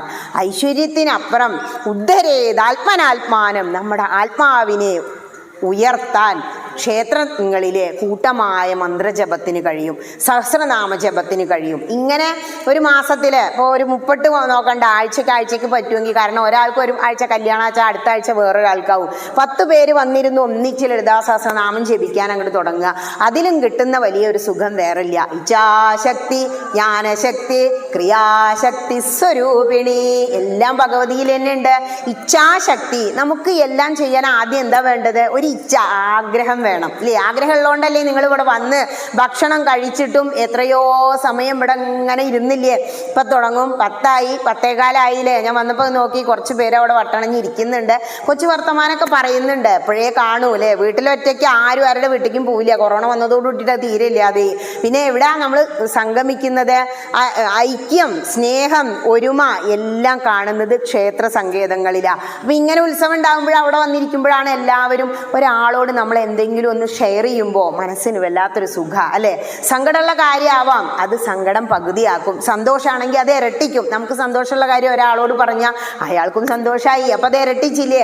ഇതിനുള്ള ഒരു കേന്ദ്രമാണ് ക്ഷേത്രം. അപ്പോൾ സേവനം ചെയ്യാൻ ക്ഷേത്രം, ഇപ്പോൾ ഇവിടെയൊക്കെ ചില മാതൃസമിതിയൊക്കെ ഉള്ള അമ്പലത്തിൽ പറയും, ടീച്ചറെ ഇതൊക്കെ ഇന്നലത്തെ ഞങ്ങളെ പണിയാട്ടോ ഇവിടെ വൃത്തിയാക്കി. ഇതൊക്കെ ഇപ്പോൾ കമ്മിറ്റിക്കാർ സ്വന്തമായിരിക്കും ചെയ്തത്. അപ്പോൾ എന്ത് ചെയ്യണം? ക്ഷേത്രത്തിൽ വന്ന് നാമജപം നടത്തണം. വെറുതെ വന്ന് തൊഴുതു പോയാൽ പോരാ. അതിനുവേണ്ടി എന്ത്? ഒരു കൂട്ടായ്മ. കാരണം ഒരാൾ ഒറ്റയ്ക്ക് വീട്ടിലിരുന്ന് അങ്ങനെ ജപിച്ചാലേ പുണ്യം ഇല്ല എന്നല്ല കേട്ടോ. കൂട്ടമായി വിളിക്കുമ്പോൾ എന്താ പറയുക, തരാത്ത നായരോട് വിടാതെ ഇറക്കണമെന്ന്. ദിവസേന വന്നിരുന്നിട്ട് ഇവിടെ വന്നിട്ട് വിളിക്കുക, ഓം ശ്രീ മാത്രേ നമ. കുട്ടികളെ എല്ലാവരെയും വിളിച്ചു. ഒരു വിദ്യാഗോപാല മന്ത്രാർച്ചന സംഘടിപ്പിച്ചു. എന്താ വിദ്യാഗോപാല മന്ത്രം? അമ്മമാരിൽ ഒരാള് ഇരുന്ന്, മൈക്കൊന്നും വേണ്ട, ഇവിടെ കുറച്ച് പേരല്ലേ ഉള്ളൂ, ഇത് കൃഷ്ണ കൃഷ്ണ ഹരേ കൃഷ്ണ സർവജ്ഞത്വം പ്രസീദമേ രമാരമണ വിശ്വേശ വിദ്യാമാശു പ്രയച്ഛമേ. ഇത്രയേ ഉള്ളൂ വിദ്യാഗോപാല മന്ത്രം. സ്കൂൾ തുറക്കുന്നതിന് മുമ്പ് വിളിച്ചു, എല്ലാവരെയും ഇരുത്തി എന്ത് ചെയ്യാം? ഒരു ചെറിയ ഫണ്ടും കണ്ടെത്താം. മാതൃസമിതിക്ക് ഒരു ദിവസം 1 രൂപ. എന്താ ആചാര്യസ്വാമി പറഞ്ഞ്? നീ അധ്വാനിക്കുന്നതിൽ നിന്നും 4/1 ഭാഗം, നീ അതൊന്നും ഇല്ലെങ്കിൽ വേണ്ട, വലിയ ശമ്പളം അപ്പോഴൊക്കെ അയ്യോ 4/1 കൊടുക്കുക, 1 പൈസയെങ്കിലും ദാനധർമ്മത്തിനായി നീക്കി വെക്കണം. അത് കുഴപ്പമില്ല അല്ലേ. അന്നത്തെ 1 പൈസയാണ് ഇന്നത്തെ 1 രൂപ. അപ്പോൾ 1 രൂപ ഒരു ഉണ്ടികയിലിട്ട് വെച്ചു. അമ്പലത്തിക്ക് വേറെ ഉണ്ടാവും കേട്ടോ, ഇത് മാതൃസമിതി ഫണ്ടാ. മാസം എത്ര രൂപയായി? 30 രൂപയായില്ലേ. 10 വീടുകളിൽ നിന്നും ഈ 30 രൂപ കിട്ടിയാൽ അത് വലിയൊരു സംഖ്യ ആയില്ലേ. അങ്ങനെ ഒരു ഖജാൻജിയും ഒരു പ്രസിഡന്റും ഒരു സെക്രട്ടറിയും ഒരു ജോയിന്റ് സെക്രട്ടറിയും ഒക്കെ ആയിട്ട് നിങ്ങൾ ഒരു പുസ്തകമൊക്കെ വെച്ച് ഒരു കൂട്ടായ്മയോട് കൂടി ചെയ്യുമ്പോൾ നമുക്ക് പലതും ചെയ്യാം. കഴിഞ്ഞ ദിവസം ഞങ്ങളുടെ 10ാം ക്ലാസ് ഗ്രൂപ്പിൽ മുരളി എന്ന് പറഞ്ഞിട്ടൊരു പയ്യനുണ്ട്. അവൻ കുറച്ച് ബുദ്ധിമുട്ടും കഷ്ടപ്പാടും ഒക്കെ ആയിട്ട് അങ്ങനെ കഴിയുമ്പോൾ ഇടയ്ക്ക് വെച്ചിട്ടാണ് അച്ഛൻ എങ്ങോട്ടും പോകാത്ത അച്ഛൻ ഇറങ്ങി ഓട്ടോറിക്ഷയിൽ കയറി. ഓട്ടോറിക്ഷ ഒരു ലോറി വന്ന് ഇടിച്ചു. അച്ഛൻ 2-3 സർജറി അപ്പം കഴിഞ്ഞു. ഒരു വലിയ സംഖ്യ ഈ മൗലാനയിലാണെന്നൊക്കെ പറഞ്ഞ് ഗ്രൂപ്പിൽ സങ്കടം പറഞ്ഞപ്പോൾ ഞങ്ങളൊരു കാര്യം തീരുമാനിച്ചു. നമ്മളുള്ളവർ കുറച്ചൊരു സംഖ്യ സഹായിക്കാം. കൂട്ടായ്മയുടേത് പറയാൻ വേണ്ടിയിട്ടാട്ടോ. ഒരു 10 രൂപയെങ്കിലും കൊടുക്കണം എന്നുള്ള തീരുമാനം വന്നു. അപ്പോൾ ഒരാൾ 500 രൂപ എടുത്ത് മതി എന്ന് വെച്ചു. പക്ഷേ പറഞ്ഞിട്ട് അത് 12,500 വരെ എത്തിക്കാൻ ഞങ്ങൾക്ക് കഴിഞ്ഞു. കൊണ്ടു കൊടുത്തപ്പോൾ എനിക്ക് പേഴ്സണലി ഒരു വോയിസ് വന്നു, ശോഭനെ എങ്ങനെ 10th നിന്ന് അവരങ്ങനെ വിളിച്ചിരുന്നത്, ജീവിതത്തിൽ ഞാൻ ഒരുപാട് ആൾക്കാർക്ക് ഇങ്ങനെ ആപത്ത് വന്നപ്പോൾ അങ്ങോട്ട് കൊടുത്തിട്ടുണ്ട് എന്നല്ലാതെ എനിക്കിതുവരെ ഒരു സഹായം ഇങ്ങോട്ട് കിട്ടിയിട്ടില്ല. ഇതിൻ്റെ ജീവിതത്തിലെ ആദ്യത്തെ അനുഭവം. അതുപോലെ ഒരു മാതൃസമിതി, ഇപ്പോൾ കുടുംബശ്രീയൊക്കെ നടത്തുന്നില്ലേ, മാതൃസമിതിയിൽ അങ്ങനെ വലിയൊരു ഫണ്ട് വന്നാൽ ആ കൂട്ടായ്മയിലുള്ളവർക്ക് എന്തെങ്കിലും ഒരു ബുദ്ധിമുട്ട് വരുമ്പോൾ നിങ്ങൾക്ക് സഹായിക്കാൻ കഴിയും. ഒരു ക്ഷേത്രത്തിൽ പറഞ്ഞു, ഞങ്ങളൊരു സൗണ്ട് സിസ്റ്റം ഒക്കെ അങ്ങോട്ട് വാങ്ങി ടീച്ചറെ, ഇപ്പോൾ ഞങ്ങളുടെ ഫണ്ട് എടുത്തിട്ട്. എല്ലാം അങ്ങനെ കമ്മിറ്റിക്കാരെ ആശ്രയിക്കേണ്ട ആവശ്യമൊന്നുമില്ല. നമുക്ക് ആവശ്യമുള്ള ഗ്രന്ഥങ്ങൾ വാങ്ങിക്കാം, വ്യാസപീഠം വാങ്ങിക്കാം, പലതും നമുക്ക് ചെയ്യാം. ഇങ്ങനെ ഒരു ക്ഷേത്രത്തിൽ വന്ന് ഒരു കൂട്ടായ്മയോടുകൂടി ഇരുന്ന് അവസാനാണ് എന്ത് വേണ്ടത്? ഉത്സവേന അന്നദാനേന. അവസാനാണ് ഉത്സവവും അന്നദാനവും. ഇപ്പം എല്ലാ ക്ഷേത്രങ്ങളിലും എന്താ ചെയ്യുന്നത്? ആദ്യം ഉത്സവം ഉണ്ടോ? ശരി, അന്നദാനം ഉണ്ടോ? അല്ല, ഈ നല്ല വിചാരം. അന്നദാനമൊക്കെ ചെയ്യുമ്പോൾ നമ്മൾ അത്രയും ശ്രദ്ധിക്കണം. എന്താ അന്നപൂർണ മന്ത്രം? അതും ചില അമ്പലങ്ങളിൽ അവിടെ എഴുതി വെച്ചിട്ടുണ്ടാവും. അന്നപൂർണ മന്ത്രമായിട്ട് 2 മന്ത്രങ്ങൾ നമ്മൾ സ്വീകരിച്ചിട്ടുണ്ട്. ഗീതയിലെ 4-ാം അധ്യായത്തിൽ എന്താ? ബ്രഹ്മാർപ്പണത്തെ കുറിച്ച് പറയും. ഓം ബ്രഹ്മാർപ്പണം ബ്രഹ്മഹവിർ ബ്രഹ്മാഗ്നൗ ബ്രഹ്മണാഹുതം ബ്രഹ്മൈവ തേന ഗന്ധവ്യം ബ്രഹ്മകർമ്മ സമാധിന. ഇതൊന്നും വയ്യ ടീച്ചറെ, വേണ്ട. അന്നപൂർണേശ്വരി മന്ത്രം. കാരണം അന്നപൂർണയാകുന്ന അമ്മ ഉണ്ടെങ്കിലേ നമ്മുടെ വീട്ടിൽ ഭക്ഷണമുള്ളൂലേ. വളരെ റയർ കേസാ അച്ഛൻ ഭക്ഷണം ഉണ്ടാക്കുന്ന വീടുകൾ. അമ്മയുടെ ഒരു ഡ്യൂട്ടിയാന്നുള്ള നിലയ്ക്ക് കയറി ചെന്നാൽ അമ്മ എന്ന് വിളിച്ചിട്ടില്ലേ നമ്മളെ വീട്ടിലേക്കാണ് കയറി ചെല്ലുക, സ്കൂളൊക്കെ വിട്ടിട്ട്. അന്നപൂർണേ സദാപൂർണേ ശങ്കര പ്രാണവല്ലഭേ ജ്ഞാനവൈരാഗ്യ സിദ്ധ്യർത്ഥം ഭിക്ഷാം ദേഹി ച പാർവതി അന്യഥാ ശരണം നാസ്തി ത്വമേവ ശരണം മമ തസ്മാൽ കാരുണ്യഭാവേന രക്ഷ രക്ഷ മഹേശ്വരേ എന്ന് പ്രാർത്ഥിച്ച് ആ ജലം കയ്യിൽ ജലം എടുത്തിട്ടാണ് മന്ത്രം ചൊല്ലുക. ആ ജലം ഇങ്ങനെ നിങ്ങൾ ആ ഭക്ഷണത്തിനെ 3 ചുറ്റി തളിച്ച് ശുദ്ധമാക്കുമ്പോൾ ഭക്ഷണം ഹവിസ്സായി മാറിയെന്ന. അതാണ് ബ്രഹ്മാഗ്നവും ബ്രഹ്മണാഹുതം എന്ന് പറഞ്ഞത്. ഈ കഴിക്കാൻ പോകുന്ന ഭക്ഷണം ബ്രഹ്മമാകുന്നു, ഞാനും ബ്രഹ്മമാകുന്നു. അത് വയറ്റിനുള്ളിലെ ജഠരാഗ്നിയിലേക്കിടുമ്പോൾ ആ ജഠരാഗ്നി ബ്രഹ്മമാകുന്നു. എന്താ ഗീതയിലെ 15-ാം അധ്യായം പുരുഷോത്തമ യോഗത്തിൽ പറയുന്നത്? അഹം വൈശ്വാനരോ ഭുക്ത്വാ പ്രാണിനാം ദേഹമാശ്രിത. പ്രാണികളിൽ ആവേശിച്ചിരിക്കുന്ന വിശപ്പ്, ആ ജഠരാഗ്നി ഞാനാകുന്നു അർജുന. ആ ജഠരാഗ്നിയാണ് എന്ത്? വയറ് കത്തിയിട്ട് വയ്യാന്നല്ലേ പറയാം. വിശക്കുമ്പോൾ ചിലര് ആ അഗ്നി ഇങ്ങനെ കത്തും. ഹൈഡ്രോക്ലോറിക് ആസിഡാണ്. സയന്റിഫിക്കലി നോക്കുമ്പോൾ എല്ലാം സയൻസാ. ഹൈന്ദവന്റെ എല്ലാ ആചാരങ്ങളും സയൻസാ. നമ്മുടെ ശരീരത്തിന് സുഗമമായി പ്രവർത്തിപ്പിക്കാൻ വേണ്ടതാണ് എന്ത്? നമ്മളുടെ എല്ലാ ആചാരങ്ങളും. അതായത് ആരാണോ ആചാരങ്ങൾ ആചരിക്കുന്നത്, അനുഷ്ഠിക്കുന്നത്, അവനാണ് ശ്രേഷ്ഠൻ എന്ന് ഗീത പറയുന്നത്. യദ്യദാചരതി ശ്രേഷ്ഠ. അപ്പൊ ഈ ആചാരങ്ങളൊക്കെ ആചരിക്കണം. അപ്പൊ അതാ തിരുവാതിര വരുന്നുണ്ട്. നമ്മുടെ ആചാരങ്ങളാ, അനുഷ്ഠാനങ്ങളാ. പണ്ടൊക്കെ എന്താ? ധനുമാസത്തിൽ തിരുവാതിര ഭഗവാൻ തൻ്റെ പിറന്നാളല്ലോ, തുടിക്കണം പോൽ കുളിക്കണം പോൽ. ഇപ്പൊ തുടിക്കലും ഇല്ല കുളിക്കലും ഇല്ല അല്ലെ. രാവിലെ നിന്നിട്ട് ആ കുളിക്കെങ്കിലും ചെയ്യാം. അതിനും ഇപ്പൊ തണുപ്പ് വയ്യ എന്നുള്ളവരെ മാനസികാവസ്ഥ. പണ്ട് അങ്ങനെയല്ല. കൂട്ടായ്മയുടെ ഗുണം പറയാ. എല്ലാ വീടുകളിൽ നിന്നും വരും. എൻ്റെ വീട് പുഴ വക്കത്താ. എൻ്റെ ആങ്ങള വലിയ അവിടെയൊക്കെ തോട്ടങ്ങളാ, കഴുങ്ങുമ്പട്ടൊക്കെ കെട്ടി വെച്ചിട്ടുണ്ടാവും. എന്തിനറിയോ? തീക്കായാൻ. എന്തിഷ്ടാന്നറിയോ? ആ 4 മണിക്ക് 2 ആഴ്ച മുമ്പ് കുളി തുടങ്ങും.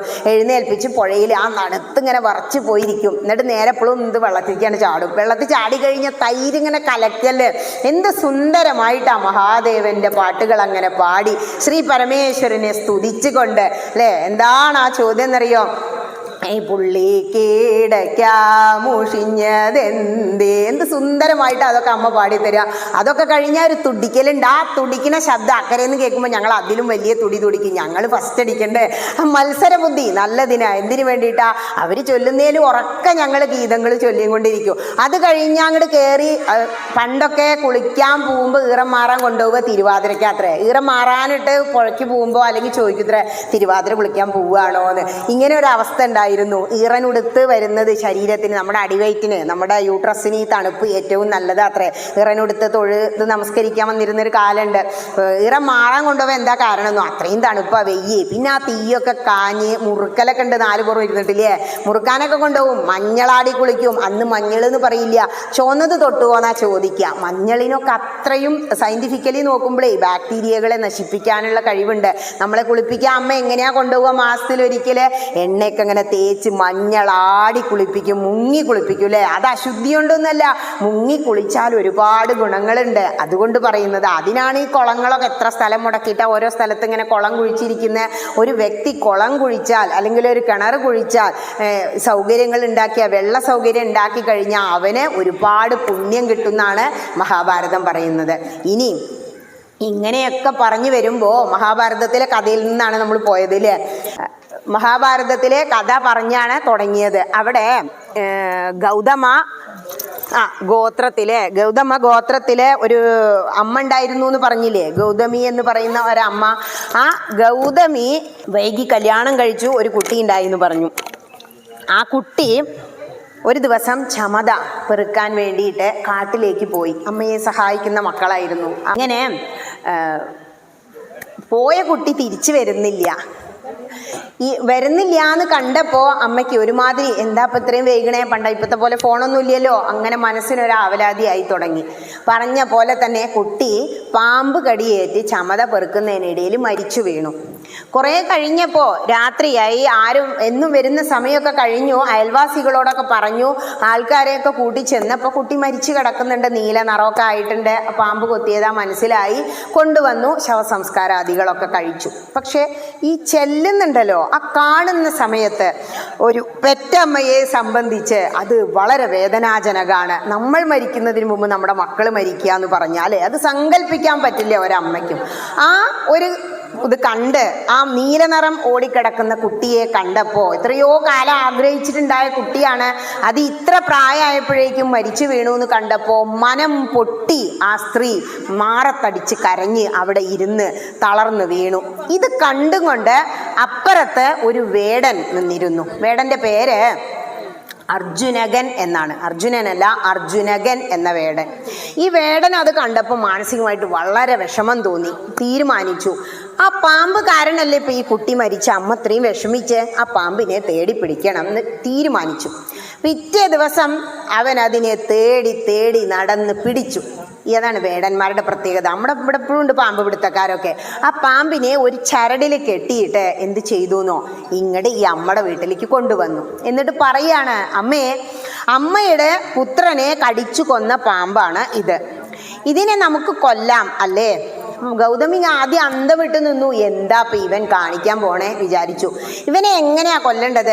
അമ്മ പറഞ്ഞോളൂ, അമ്മയുടെ ഇഷ്ടം പോലെ ചെയ്യാം. വേണമെങ്കിൽ ഇവനെ നമുക്ക് തീയിലിട്ടിട്ടാണ്ട് കൊല്ലാം അല്ലേ, ചുട്ടു കൊല്ലാം ജീവനോടെ. കാരണം അങ്ങയുടെ മകനെ കൊന്നില്ലേ. അതും അല്ലെങ്കിൽ നമുക്ക് എന്ത് ചെയ്യാം, ഇവനെ വെട്ടി കഷ്ണമാക്കിയിട്ട് കൊല്ലാം. ഈ പാമ്പ് ഇതൊക്കെ ഇങ്ങനെ കേൾക്കുകയാണ് ഒക്കെ പറഞ്ഞു. അതൊക്കെ കേട്ടപ്പോൾ ഗൗതമി സമാധാനമായിട്ട്, ഒരു ഇത്തിരി ആത്മീയത ഉള്ള സ്ത്രീയായിരുന്നു, പറഞ്ഞു, വേണ്ട, നീ ആ പാമ്പിനെ കൊന്നതുകൊണ്ട് യാതൊരു ഗുണവും എനിക്കില്ല. കാരണം എൻ്റെ പുത്രൻ മരിച്ചു. എനിക്ക് ഇന്നലെ അത് കണ്ടപ്പോൾ നല്ല ദുഃഖം തോന്നിയെങ്കിലും പിന്നീട് ഞാൻ ആലോചിച്ചപ്പോൾ മനസ്സിലായി അത് അവൻ്റെ വിധിയാണ്, മുൻകൂട്ടി തീരുമാനിച്ചു വെച്ച വിധിയാണ് ഇന്നലെ നടപ്പിലായത്. അതുകൊണ്ട് എനിക്കിപ്പോൾ അതിൽ വിഷമം ഇല്ല. നീ ആ പാമ്പിനെ വിട്ടയച്ചോളൂ. നീ അവനെ കൊന്നു കഴിഞ്ഞാൽ ആ പാപത്തിൻ്റെ ഫലം നീ അനുഭവിക്കേണ്ടി വരും. അതുകൊണ്ട് അവനെ കൊല്ലണ്ട, വിട്ടയക്കൂ എന്ന് പറഞ്ഞു. അപ്പോൾ ഈ വേടൻ അതിഷ്ടായില്ല. വേടൻ പിന്നെയും പറയാണ്, അങ്ങനെയല്ല അമ്മേ, അമ്മയുടെ പുത്രനെ ഇവൻ കടിച്ചു കൊന്നു എന്ന് പറഞ്ഞാൽ അതിനുള്ള പകരം പാപം ഇവൻ അനുഭവിക്കണ്ടേ? അതിനു വേണ്ടി ഞാൻ ഇവനെ കൊല്ലാൻ പോവുക. അമ്മ പറഞ്ഞതുപോലെ ഇവനെ ഞാൻ വിട്ടയച്ചാൽ ഇനിയും ജനങ്ങളെ ഇവൻ കൊത്തി അവരും മരിക്കും. അപ്പം അത് ജനോപകാരം ആവില്ല. ലോകത്തിൻ്റെ നന്മയ്ക്ക് വേണ്ടി ഇവനെ ഞാൻ കൊല്ലാൻ പോവുകയാണ് എന്ന് പറഞ്ഞു. കൊല്ലട്ടെ എന്ന് ചോദിച്ചു. അപ്പം ആ അമ്മ വീണ്ടും പറയാ, അരുത്, അവനെ നീ കൊന്നതുകൊണ്ട് യാതൊരുവിധ ഗുണവും ഇല്ല. നീ വിട്ടയച്ചു നോക്കൂ, അവൻ നിന്നെ ദ്രോഹിക്കില്ല. അവൻ ഇഷ്ടമുള്ള സ്ഥലത്തേക്ക് അവൻ ഇഴഞ്ഞു പോയിക്കോളും, ഉപദ്രവിക്കണ്ട എന്ന് പറഞ്ഞു.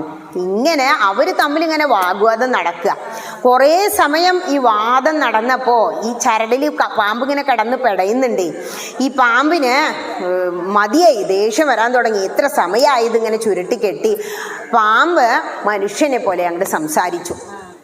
മനുഷ്യനെ പോലെ പറയാണ്, നിങ്ങളെല്ലാവരും വിചാരിക്കുന്നത് ഞാൻ കാരണമാണ് ആ കുട്ടി മരിച്ചത് എന്നാണ്.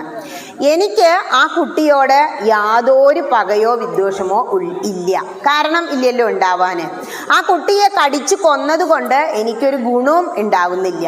പിന്നെ ഞാൻ എന്തിനാ അത് ചെയ്തത് എന്ന് ചോദിച്ചാൽ, ആ കുട്ടിയുടെ മരണം അടുത്തപ്പോ മൃത്യുദേവൻ എന്നെ പ്രേരിപ്പിച്ചു അതിനെ കൊല്ലാൻ. അതുകൊണ്ട് ഞാൻ അതിനെ കൊന്നതാണ്, ഞാനല്ല അതിന് കാരണം എന്ന് പറഞ്ഞു.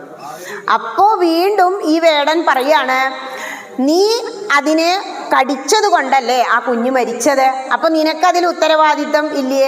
അതിന്റെ പാപം നീ അനുഭവിക്കുക തന്നെ വേണം. അപ്പൊ ചോദിക്കുകയാണ്, അതെങ്ങനെയാ ശരിയാവുക? ഇപ്പൊ നമ്മുടെ നാട്ടില് ഒരു കരിയിലെങ്ങനെ കിടക്കുന്നുണ്ട്, ആ കരിയില കാറ്റടിച്ചാൽ പറന്നങ്ങനെ പോകും. ആ കരിയിലയാണോ അതിന് കാരണം? കാറ്റല്ലേ. ഇനി അതും വേണ്ട, അപ്പൊ ഇഷ്ടം പോലെ യാഗങ്ങൾ നമ്മുടെ നാട്ടിൽ നടക്കുന്നുണ്ട്. രാജാക്കന്മാര് ഭരിക്കുന്ന കാലം. യാഗം നടത്തുന്ന രാജാവിനാണ് ഗുണം കിട്ടാറ്, ഋത്വിക്കിനാണോ? ഋത്വിക്കിനെ വിളിച്ച് കാശ് ദക്ഷിണ കൊടുത്ത് ചെയ്യിപ്പിക്കുന്നു, അയാൾക്കല്ല. അതിന്റെ ഗുണം ആർക്കാ? രാജാവിനും ആ രാജ്യത്തിനും. അതുകൊണ്ട് ഇവിടെ ഞാനൊരു നിമിത്തം, ഒരു ഉപകരണം മാത്രമാണ്. ആരുടെ? മൃത്യുദേവന്റെ. അതുകൊണ്ട് ഇതിന് കുറ്റക്കാരൻ ഞാനല്ല, എന്നെ കൊല്ലണ്ട, മൃത്യുദേവനാണ് എന്ന് പറഞ്ഞു. ഇങ്ങനെ അവര് വീണ്ടും വാഗ്വാദം നടന്നു. ഈ വാഗ്വാദം നടക്കുന്ന സമയത്ത് മൃത്യുദേവനെയല്ലേ കുറ്റം പറഞ്ഞുകൊണ്ടിരിക്കുന്നത്. മൃത്യുദേവൻ അവിടെ അങ്ങോട്ട് പ്രത്യക്ഷപ്പെട്ടിട്ട് മൃത്യു പറയാണ്, നിങ്ങളെല്ലാം കൂടി ഇപ്പോൾ എന്നെയാണ് കുറ്റപ്പെടുത്തുന്നതല്ലേ? മൃത്യുദേവൻ എന്ന നിലയ്ക്ക് കാലം എന്നോട് ഏൽപ്പിച്ച കാര്യങ്ങളാണ് ഞാൻ ചെയ്യുന്നത്. ഞാൻ കാലാധീനനാണ്, കാലത്തിന് അടിമയാണ് ഞാൻ. കാലം എന്നോട് ഇന്ന സമയത്ത് ഇന്ന വ്യക്തികളെ ഇങ്ങോട്ട് കൊണ്ടുവരൂ എന്ന് പറഞ്ഞാൽ ഞാൻ അങ്ങോട്ട് കൊണ്ടുപോകും. മൃത്യുവിനെ കുറിച്ച് വിശദമായിട്ട് മഹാഭാരതത്തിൽ വേറൊരു കഥ വരുന്നുണ്ട്. അതുകൊണ്ട് ഞാൻ എൻ്റെ കടമ നിർവഹിക്കാൻ വേണ്ടി ഇവനെ പ്രേരിപ്പിച്ചു. അത് സത്യമാണ്, അല്ലാതെ ഇതിൻ്റെ ഉത്തരവാദിത്തം എനിക്കല്ല. ഇവര് 3 പേരും കൂടി ചർച്ചയായി. ആ സമയത്ത് ഗൗതമി വീണ്ടും പറഞ്ഞു, ആരോ ആയിക്കോട്ടെ, എന്തായാലും എൻ്റെ മകൻ മരിച്ചു, അവനെ കുറിച്ച് ഞാനിപ്പോൾ ദുഃഖിക്കുന്നില്ല. അതുകൊണ്ട് ആരും ആരെയും കൊല്ലണ്ട, ആരും കുറ്റവും പറയണ്ട എന്ന് പറഞ്ഞു. സ്ത്രീകളുടെ ഒരു പ്രത്യേകിച്ച് ആത്മീയതയിൽ മുന്നിട്ട് നിൽക്കുന്നവരുടെ ഇങ്ങനെ പറഞ്ഞു നിൽക്കുന്നതിനിടയ്ക്ക് ഈ മൃത്യുദേവൻ പറഞ്ഞു എന്ന് കണ്ടപ്പോൾ കാലത്തിനെ കുറ്റം പറഞ്ഞു. കാലമാണ് എന്നെ കൊണ്ട് ഇത് ചെയ്യിപ്പിക്കുന്നത്. അങ്ങനെ കാലം വേറൊരു രൂപത്തിൽ അവിടെ പ്രത്യക്ഷപ്പെട്ടു. കാലം പറയാണ്, ഈ കാലം ആകുന്ന ഞാൻ ഇതൊന്നും ചെയ്യുന്നത് എൻ്റെ ഉത്തരവാദിത്വത്തിലല്ല, പിന്നെ ആരാ അങ്ങയെ കൊണ്ട് ഇത് ചെയ്യിപ്പിച്ച്? അങ്ങല്ലേ എന്നെ പ്രേരിപ്പിച്ച് എന്ന് മൃത്യുദേവൻ ചോദിച്ചു. ആ സമയത്ത് കാലം പറയാണ്, ഈ കുട്ടി മരിച്ചത് അവൻ്റെ തന്നെ കർമ്മഫലം കൊണ്ടാണ്. അതായത് നമ്മളുടെ എല്ലാ സുഖദുഃഖങ്ങൾക്കും കാരണം നമ്മൾ ചെയ്യുന്ന കർമ്മങ്ങളാണ്. താൻ നിരന്തരം ചെയ്യുന്ന കർമ്മങ്ങൾ താൻ അനുഭവിച്ചിടുകെന്നേ വരൂ എന്ന് പറയാം. ആ സമയത്ത് കർമ്മം ആണ് ഇതിനെല്ലാം കാരണം എന്ന് പറഞ്ഞപ്പോൾ ഗൗതമി വന്ന് പറഞ്ഞു, ശരി, ഇപ്പോൾ മനസ്സിലായില്ലേ? ആ വേടനായ അർജുനകനോട് പറയാണ്, അപ്പോ വേടനല്ല ഇതിന് കാരണം, സർപ്പമല്ല കാരണം, ആരല്ല? മൃത്യുദേവനല്ല കാരണം, കാലമല്ല കാരണം. ഇതൊക്കെ ഇവർ ചെയ്യിപ്പിക്കുക, ഇവരുടെ ഡ്യൂട്ടി, കടമകൾ മാത്രം. നമുക്ക് എല്ലാവർക്കും ഒരേ റോളാണ് ഇതിലുള്ളത്. പിന്നെ ആരാണ് ഇത് ചെയ്യിപ്പിച്ചത്? ആ കുട്ടി കഴിഞ്ഞ ജന്മത്തിൽ ചെയ്ത കർമ്മഫലം ഈ ജന്മത്തിൽ അനുഭവിച്ചു. അവൻ്റെ മരണം അവൻ തന്നെ അവൻ്റെ കഴിഞ്ഞ ജന്മത്തിലെ കർമ്മങ്ങളിലൂടെ ചോദിച്ചു വാങ്ങിയതാണ്. അങ്ങനെ പറഞ്ഞാൽ എന്താ അർത്ഥം? നമ്മൾ ഈ ജന്മം എടുത്ത് ഇവിടെ വരുമ്പോൾ തന്നെ അമ്മ പറയും, 9-ാം മാസത്തിൽ തലയിൽ വരയ്ക്കുത്ര എന്ത്? ജനനം, മരണം, വിവാഹം. ഇത് ഇന്ന സ്ഥലത്ത് വെച്ച് നടന്നുകൊണ്ടിരിക്കണം എന്നുള്ളത്. ഇവിടെ ജനനം സംഭവിച്ചു, മരണം എപ്പോഴാന്ന് നമുക്കൊന്നും അറിയില്ല. വിവാഹം ചിലരുടേത് കഴിഞ്ഞു, ചിലർക്ക് കഴിയുന്നില്ല. ഇതൊക്കെ നമ്മളെ തലയിൽ ആദ്യമേ എഴുതി വെച്ച വിധികളാണ്. അപ്പോൾ നമ്മൾ കഴിഞ്ഞ ജന്മം ചെയ്ത കർമ്മഫലം ഈ ജന്മം അനുഭവിക്കുക. ചിലർ കണ്ടോ, ജന്മനാ മുടന്തനായി ജനിക്കുന്നില്ലേ? എത്ര ഓട്ടിസം കുട്ടികളാണ് ഉണ്ടാകുന്നത് അല്ലേ? മന്ദബുദ്ധികളായ കുട്ടികൾ ഉണ്ടാകുന്നുണ്ട്. ചിലർ ജന്മനാ കയ്യും കാലും ഇല്ലാതെ ജനിക്കുന്നുണ്ട്. നമ്മളൊക്കെ ഭാഗ്യവാന്മാരല്ലേ? ഇങ്ങനെ ഭഗവാന്റെ സന്നിധിയിൽ വന്ന് ഇരിക്കുക, വേറൊരു ചിന്തയില്ലാലോ. ഇപ്പം എത്രയായി? 1 മണിക്കൂറൊക്കെ ആയില്ലേ പറയാൻ തുടങ്ങിയിട്ട്? 1 മണിക്കൂർ കഴിഞ്ഞു.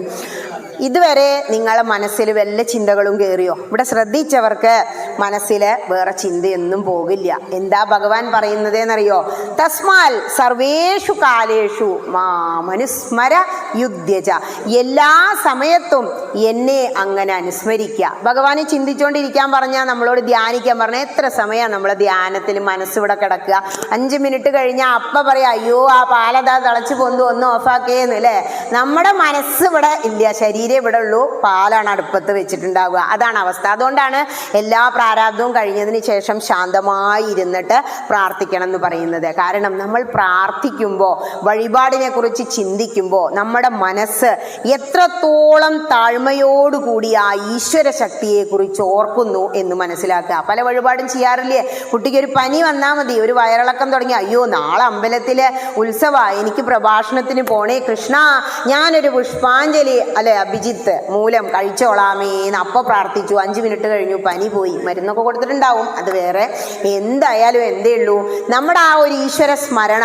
പ്രഭാഷണം കേട്ടുകൊണ്ട് അങ്ങനെ ഇരിക്കുമ്പോൾ ഒരു 2 മണിക്കൂർ ആ ടീച്ചറെ, ചിലർ പറയും അമ്മ എനിക്ക് ഏറെ നേരം ഒന്നും ഇരിക്കാൻ വയ്യ, ഞാൻ ഇടയ്ക്കൊന്ന് നീക്കുന്നു. 2.5 മണിക്കൂർ കഴിഞ്ഞാലും ഒരു നീക്കില്ല, ആ ഇരുത്ത് അവിടെ ഇരിക്കും. കാരണം നമ്മൾ നമ്മുടെ ശരീരത്തിൻ്റെ വേദനകളെ സർവ്വതും മറക്കും ഈശ്വര കഥകൾ കേൾക്കുമ്പോൾ.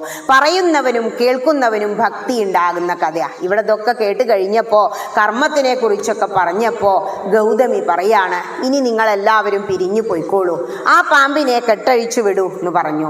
അതുകൊണ്ട് ഇവൻ്റെ മരണം ഇവൻ്റെ കർമ്മഫലം തന്നെയാണ്. പിന്നെ അമ്മ എന്തിനാ അത്ര ദുഃഖിക്കേണ്ടി വന്നേ? അതായി ആ വേടന്. അപ്പോൾ അവർ ആ വേടനോട് പറയാണ്, ഞാൻ കഴിഞ്ഞ ജന്മത്തിൽ എന്തെങ്കിലും ദുഷ്കർമ്മം ചെയ്തിട്ടുണ്ടാവും, എന്തനുഭവിക്കാൻ?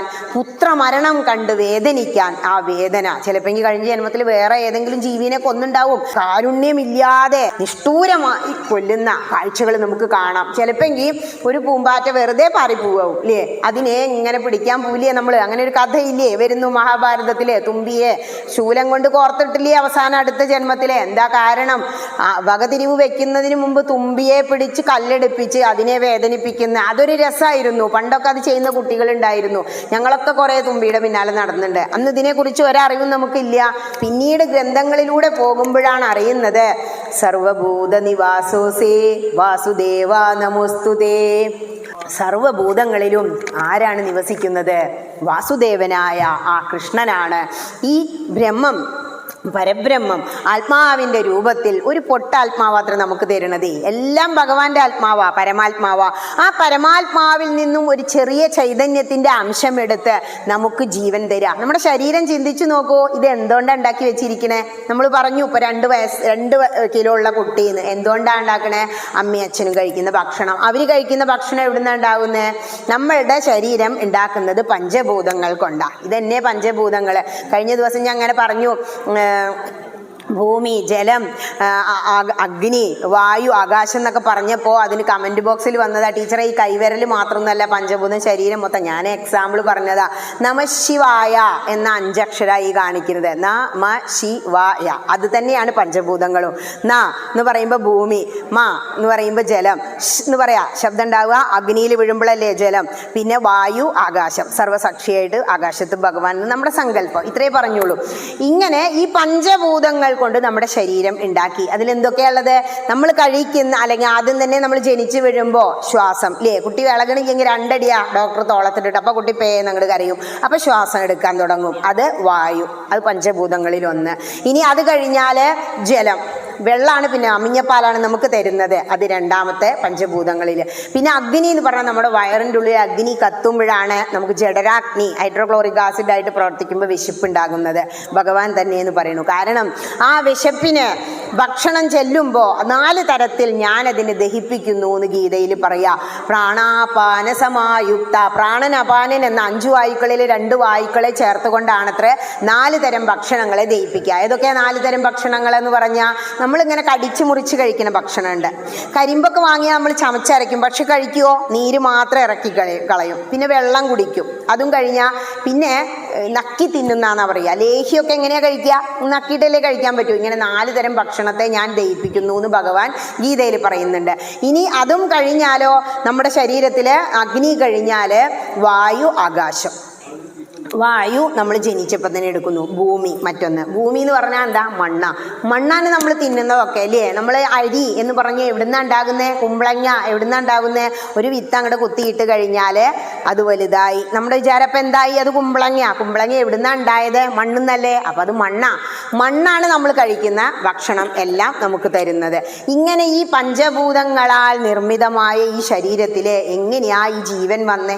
ഇതിങ്ങനെ വലുതാവുന്നൂലേ? നമുക്ക് എന്തെങ്കിലും ചെയ്യാൻ കഴിയുന്നുണ്ടോ? കുറെ ഭക്ഷണം കൊടുത്താൽ എല്ലാവരും ഒന്നും വലുതാവുന്നില്ല. അപ്പോൾ ഭഗവാന്റെ ഒരു ശക്തി ആ സൃഷ്ടിച്ച പഞ്ചഭൂതങ്ങളാൽ സൃഷ്ടിച്ച ഈ ശരീരത്തിൽ ഈ 5 എണ്ണത്തിനും ജീവനില്ല. പഞ്ചഭൂതങ്ങൾക്ക് ജീവനുണ്ടോ? ഇല്ല.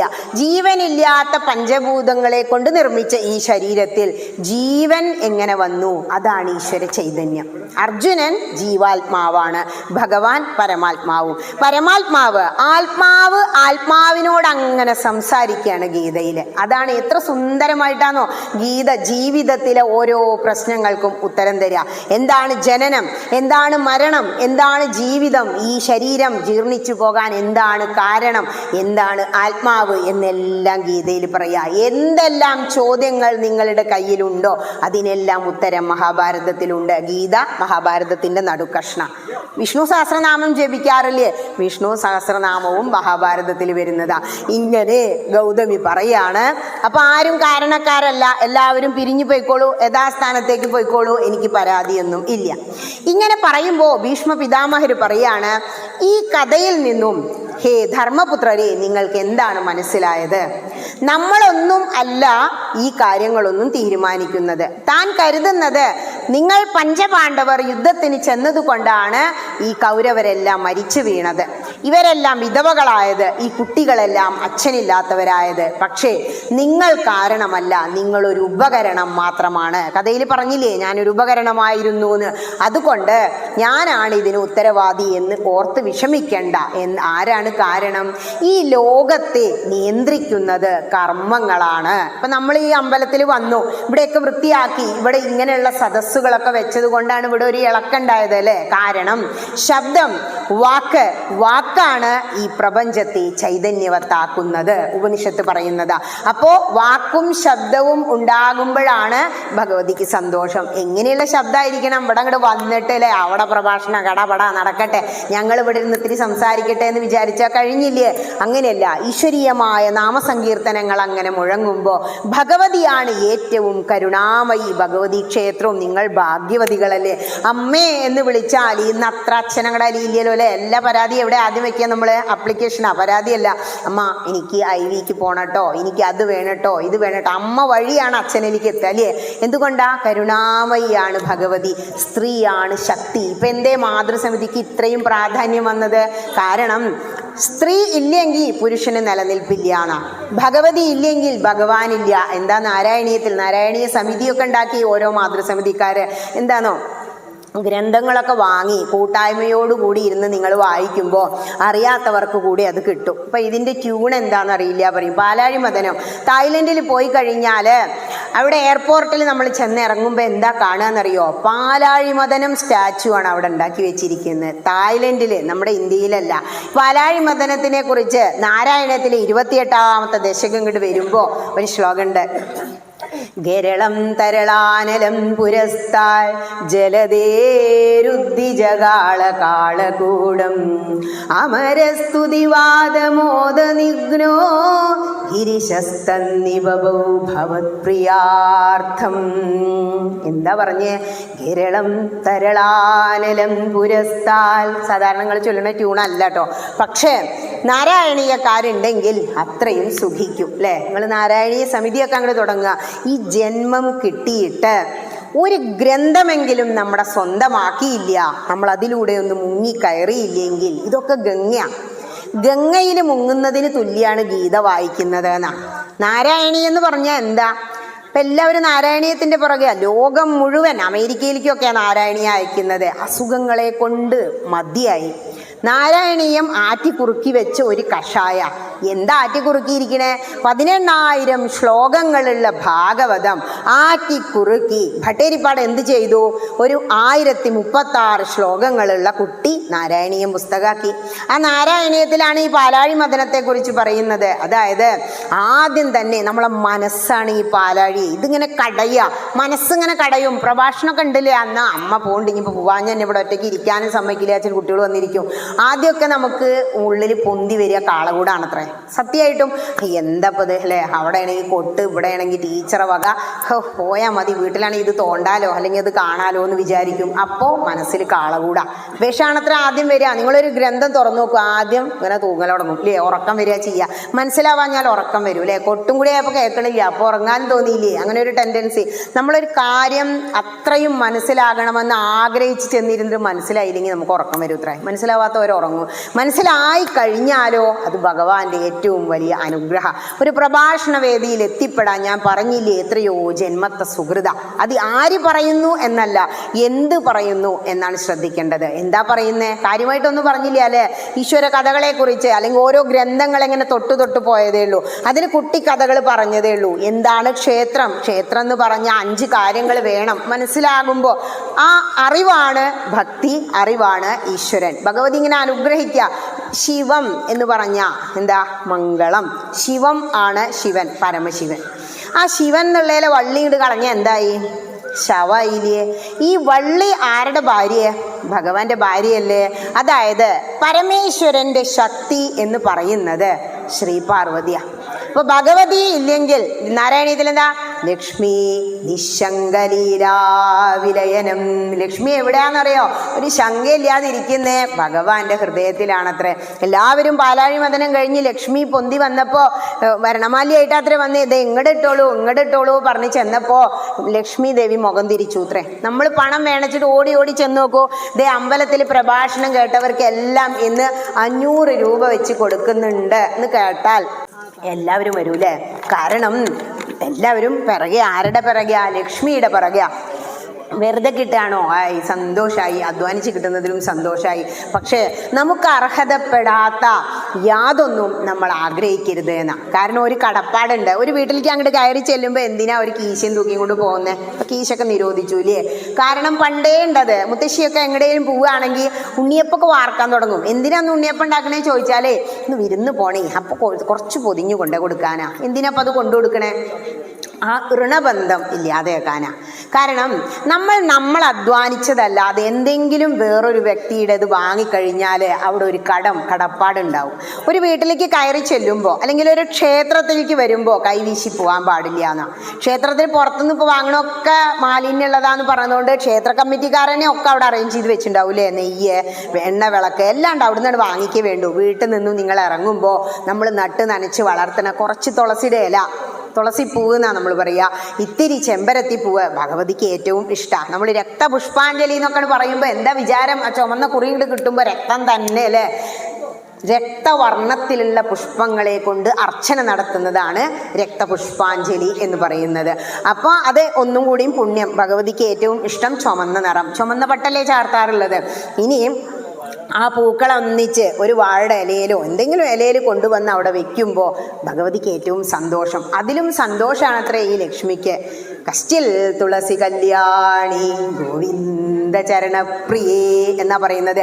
ഹേ തുളസി കല്യാണി ഗോവിന്ദ ചരണപ്രിയേ, ഭഗവാന്റെ കാൽക്കീഴിൽ എന്നെ ആരാണോ എത്തിക്കുന്നത് ആ ലക്ഷ്മി അവരെ അങ്ങോട്ട് അനുഗ്രഹിക്കൂ. ഇപ്പം നിങ്ങളിവിടെ വന്ന് തൊഴുതു പോയപ്പോൾ ഭഗവതി നിങ്ങളെ പലതരത്തിൽ അനുഗ്രഹിച്ചിട്ടുണ്ടാവും, മാറ്റങ്ങൾ വന്നിട്ടുണ്ടാവും. പക്ഷെ നമുക്കതങ്ങോട്ട് മനസ്സിലാവാഞ്ഞിട്ടാ.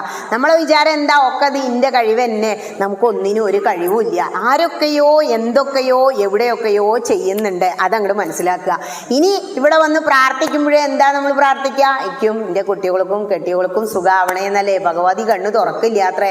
വന്നിട്ട് അമ്മേ എല്ലാവർക്കും സുഖാവണേ എന്ന് പറയുമ്പോൾ ഭഗവതി കണ്ണു തുറക്കൂത്ര. ആരപ്പം എൻ്റെ എല്ലാ കുട്ടികളെ കുറിച്ച് പറയാൻ വന്നിരിക്കണേ? ആ ഒരു ഈക്ഷ, ആ ഒരു നോട്ടം മതി നമുക്ക്.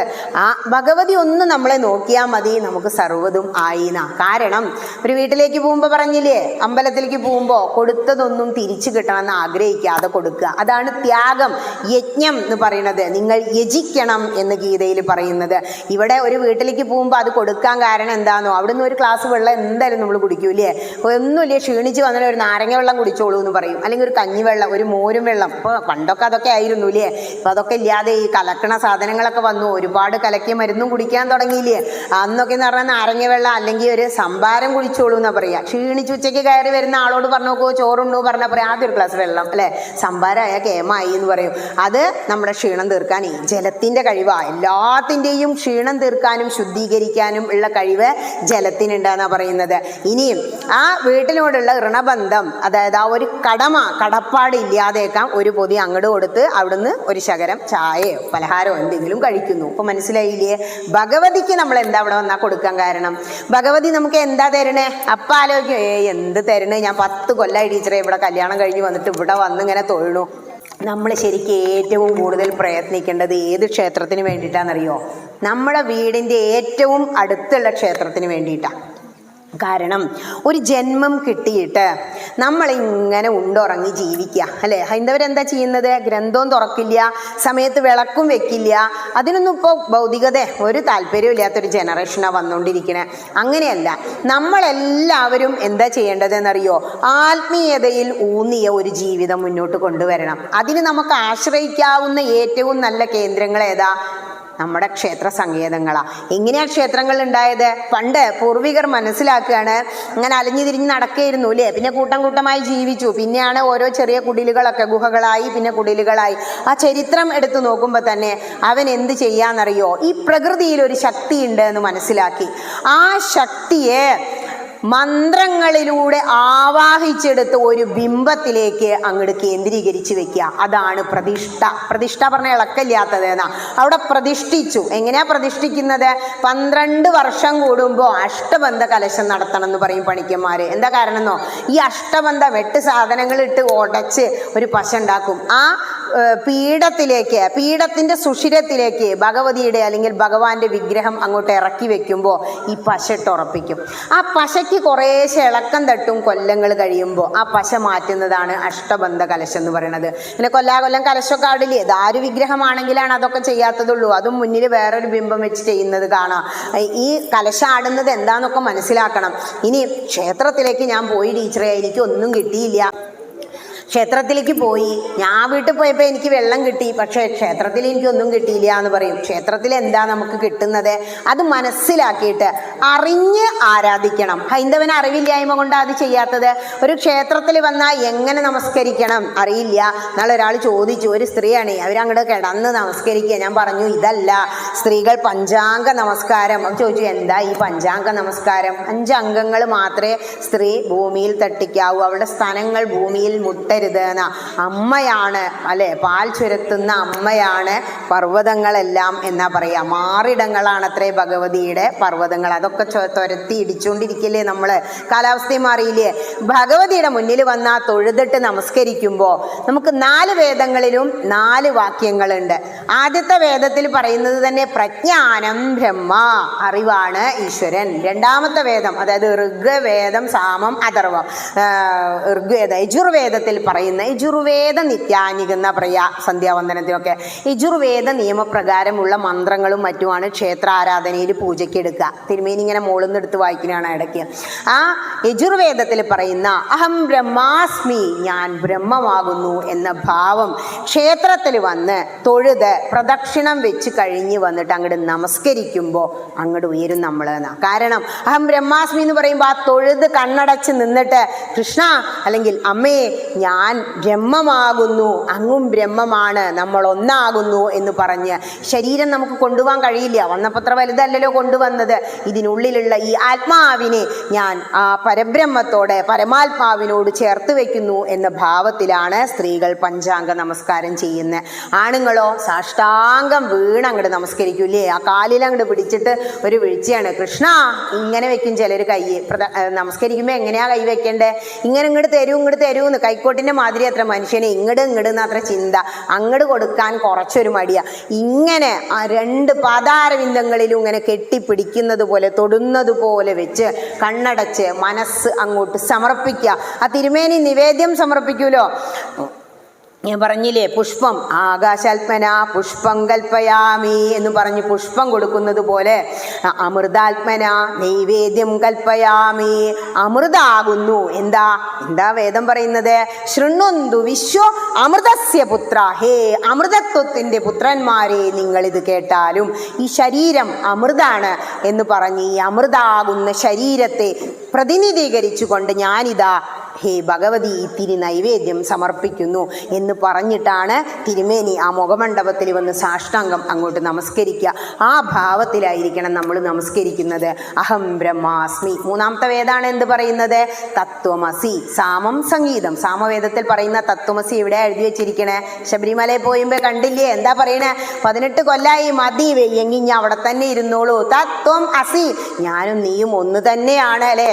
ചില മുത്തശ്ശന്മാർ പറയും, വെയ്യാണ്ട് ഈ കുട്ടിയെ ഇപ്പൊ പോവാഞ്ഞിട്ട് ഒരു സുഖമില്ല. ഞാൻ പറയും, ഇവിടെ തന്നെ ഇരുന്നോളൂ, ഇപ്പൊ നിങ്ങളും അയ്യപ്പനെ പോലെ തന്നെ ആയി. അതുകൊണ്ടാ അങ്ങനെ. ശരീരം മാറും. നമുക്ക് ഇന്ന് ഇങ്ങനെ നടന്നു വരാൻ പറ്റുമ്പോൾ നമ്മൾ അമ്പലത്തിലേക്ക് വരില്ല. നീ കട്ടിലുമ്മ കയറി കഴിഞ്ഞ് ഇത് ഇങ്ങനെ മൈക്കയിലൂടെ കേൾക്കുമ്പോഴാണ്, അയ്യോ നടക്കാൻ പറ്റുമ്പോൾ ഞാനൊന്ന് പോയില്ലാലോ. ഇപ്പൊ എത്ര ആളെ സഹായം വേണമല്ലേ? ഒരു വടി ഉണ്ടാവും, കൂടെ ഒരു കുട്ടി ഉണ്ടാവും, എന്നാലും ഇങ്ങോട്ട് പോരാൻ വയ്യ. അതാ അവസ്ഥ. നമ്മളുടെ ആ ഒരു കുറവുകളെ കുറിച്ച് ചിന്തിക്കില്ല. നമ്മൾ എത്ര കുറഞ്ഞ ഇൻസ്റ്റിങ്ക്റ്റുള്ള ജീവിയാണെന്നറിയോ? നാലാമത്തെ വേദമാണ് പറയുന്നത്, അയം ആത്മാ ബ്രഹ്മ, ഞാൻ ബ്രഹ്മമാകുന്നു. അത് ഈ എല്ലാ വേദങ്ങളും പറയുന്നത് ഒന്ന് തന്നെയാ. എല്ലാ വേദങ്ങളും തുടങ്ങുന്നതോ ഓം ഭൂർഭുവസ്വഹ എന്ന് പറഞ്ഞ് ഗായത്രിയിലാണ്. ഗായത്രിയുടെ പ്രത്യേകത എന്താ? ഗായന്തം ത്രായതേ ഇതി ഗായത്രി. ഗാനം ചെയ്യും തോറും നമ്മളെ ഉയർത്താൻ കഴിവുള്ള മന്ത്രമാണ് ഗായത്രി.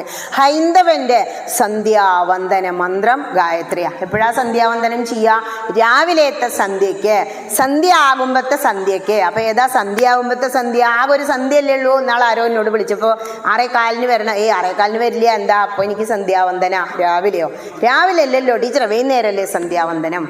സന്ധ്യ എന്ന് പറഞ്ഞ സന്ധിക്കുന്നതാ. രാവിലെ ഒരു സന്ധ്യല്ലേ? അപ്പോ പ്രഭാത സന്ധ്യ, രാവും പകലും കൂടിയും സന്ധിക്കുന്ന സന്ധ്യ.